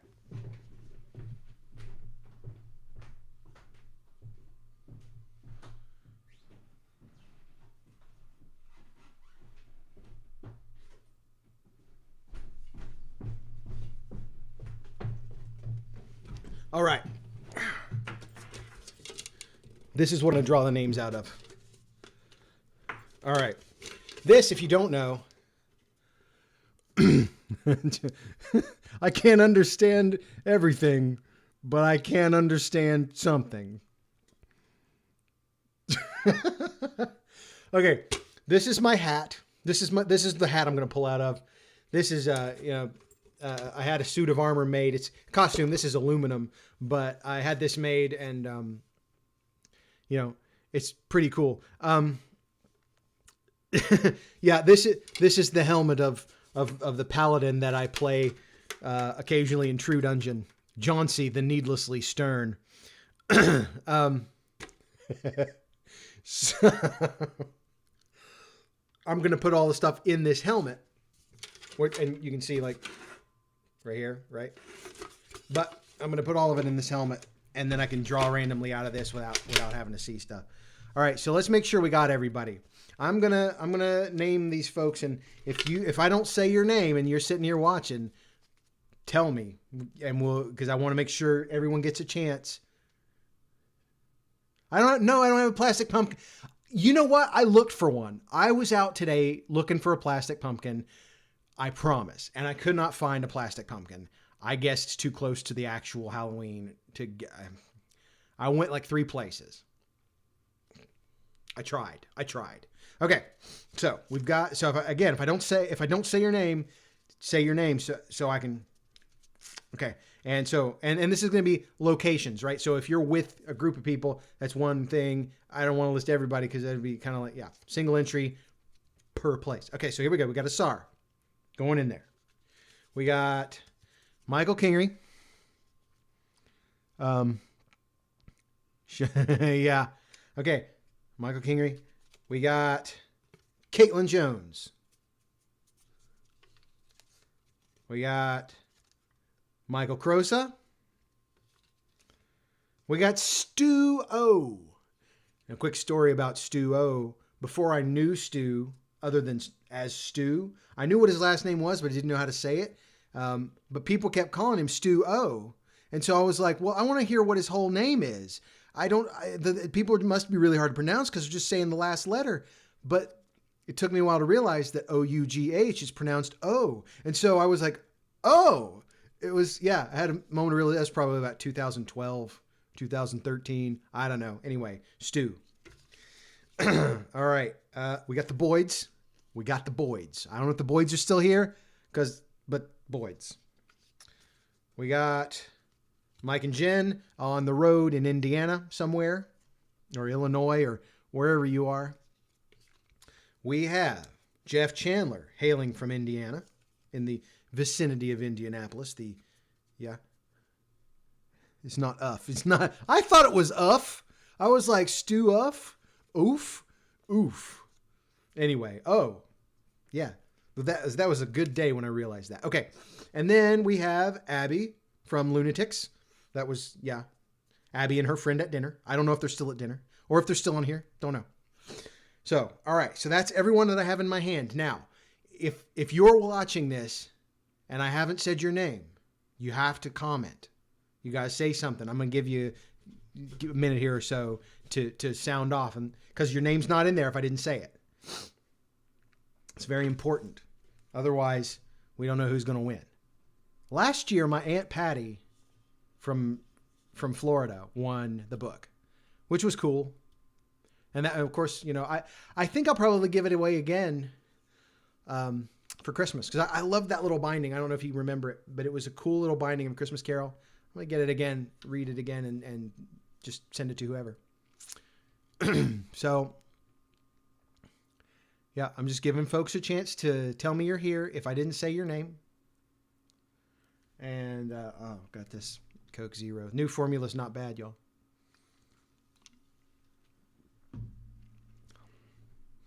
Okay. It was rigged. It was weird. She popped in at the very beginning and it's, yeah, so I'm glad it was nice she got it, but still lots of wasted letter. Yeah. It really is like you could just stop at the, that's easy. So, all right. So I think if there's nobody else, then I can't look. Let me hold this up so you can see I'm not peeking. Wait a minute. I'll turn it around so you know I'm not looking through the hole. Okay. Here we go. Let's get this strap out of the way. All right. We are about to pull out the names. Everybody ready? Everybody better be ready. Here we go. All right. I don't know that it has aspartame anymore. Okay. And the name is, look at this. Jeff Chandler from somewhere in the vicinity of Indianapolis. I know where he lives. I just didn't want to say his actual town. I don't know. But I mean, I know where he is. I'm going to see him tomorrow, so I'll just take it with me. It's perfect. So let me see, Chandler. I don't know. No, yeah, it does. It does. You know what though? It's tastes so much better. All right. So Chandler's our big winner. Chandler, you will be taking home the red copy of Sleepy Hollow and Other Stories. You will be taking home a copy of the home game.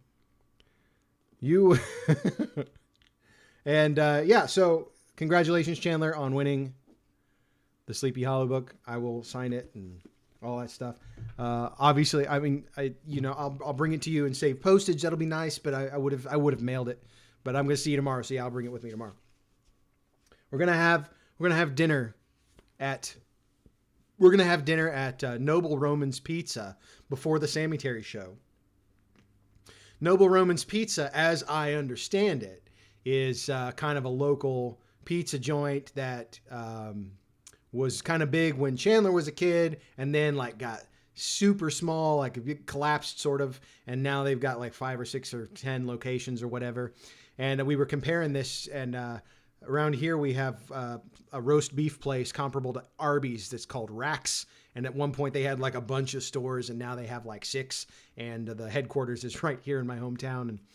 And so it's one of those small local Indianapolis cultures. I've just experienced the culture. It's gonna be fun. We just have to figure out which Noble Romans. Fortunately, we don't have that many to choose from. I think Michelle and I can actually get up your way. Probably if we eat a little early. But y'all don't want to hear my dinner plans. No big deal. So, yeah. So let me just we'll do a little bit of a wrap up. It is it's 10 o'clock. So I will be releasing. I'm trying to decide because there were a couple of words that were different in the Gutenberg version. I may just leave it because it's not that big of a difference. And it's fine. It's fine. I'm not super worried about it. They didn't change the meaning too much. And so I may just leave it, but that episode will be coming out this weekend, and then we'll be into November. And then regular stuff until, I'm trying to decide what I'm going to do with Christmas. Probably just keep doing regular episodes and be doing the live streams. But yeah, on Thanksgiving evening, that Thursday night, we will be doing, I'll create the events pretty soon. We'll be doing Christmas Carol again. That is going to be my Christmas tradition for, everyone. We'll get together and hang out and read Christmas Carol. I think it'll be a good time. Let me listen.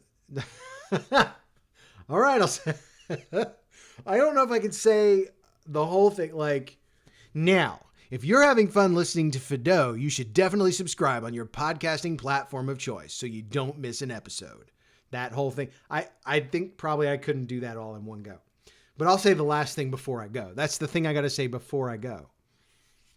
Policing my own podcast. This is my podcast. I'll say the thing when it's time to say the thing. Anyway, great video about how Rax had a mascot. Oh, I have seen that, and I remember that mascot. Yeah, they credit that Mr. Normal Dude, I forget his name, but for like killing the franchise. He was like an unmascot. He's just like a dude with a briefcase. Like, I just like normal food. It was so weird. Yeah, it was bad. It was bad. Yeah, look that up. Rax's old mascot sometime. It's weird. It was a weird time. Anyway, there were lots of weird mascots back in the day. But I think there's going to be rights issues with that. Yeah. Well, and if you pay attention on certain episodes of Jollyville, Crosa says the things like I say the things to kind of pay homage to me saying the things. At some point, I need to open Fadó with just like, hello, listeners, a la pie crust, and see how that goes. Yeah, so we'll be doing some stuff coming into the holidays here. I'm looking forward to that too. And, I want to say thanks to all you, because like a lot of you folks are the ones who've been here kind of the whole time, and it's been a lot of fun. I know, it's been fun for me, like trying to come up with stories and things like that. It keeps me active and doing things that, keeps me creative. Getting ready to roll into NaNoWriMo, the writing month, and I'm going to try and do some short fiction that month instead of a big novel, so I can bring some original episodes to you. And I think that'll be fun. Say Croesus thing. Well, that is like Croesus that like, hello. And like, that's Jimmy Pie Crust's big sign on. And then I don't know. Are you still doing? No, I don't know if you're still doing the Anchor commercial. Hey, Aunt Susie. Yeah, Uncle Jim. That one. That's my favorite. I don't think you love it, but it's my favorite. I like pushing things out. It's pretty funny. That if you've not listened to an episode of Jollyville, go listen to at least one episode of Jollyville. The recording was made in accordance with social distancing. Yes, very distant, like all over the place distant. I make all of mine that way too, but here in Green Dragon Studios, it's just me and the snail, Slurpee. You guys haven't seen Slurpee. He's going to town over there on some algae. All right. Well, anyway, I don't want to bore you and keep you any longer. Thank you guys so much for being here. And this is fun. I'm looking forward to the next year, and have a great Halloween. I'll see you tomorrow, Chandler. I'll bring the book. The Anchorhead was getting on his nerves. Yeah. I think it's awesome. Okay. Thank you, Carissa. No. Anyway, thank you guys so much. It's been great, and I will see you all soon. And keep listening. I'm having a great time, and I look forward to doing more for you. And thanks for listening. And I'll talk to you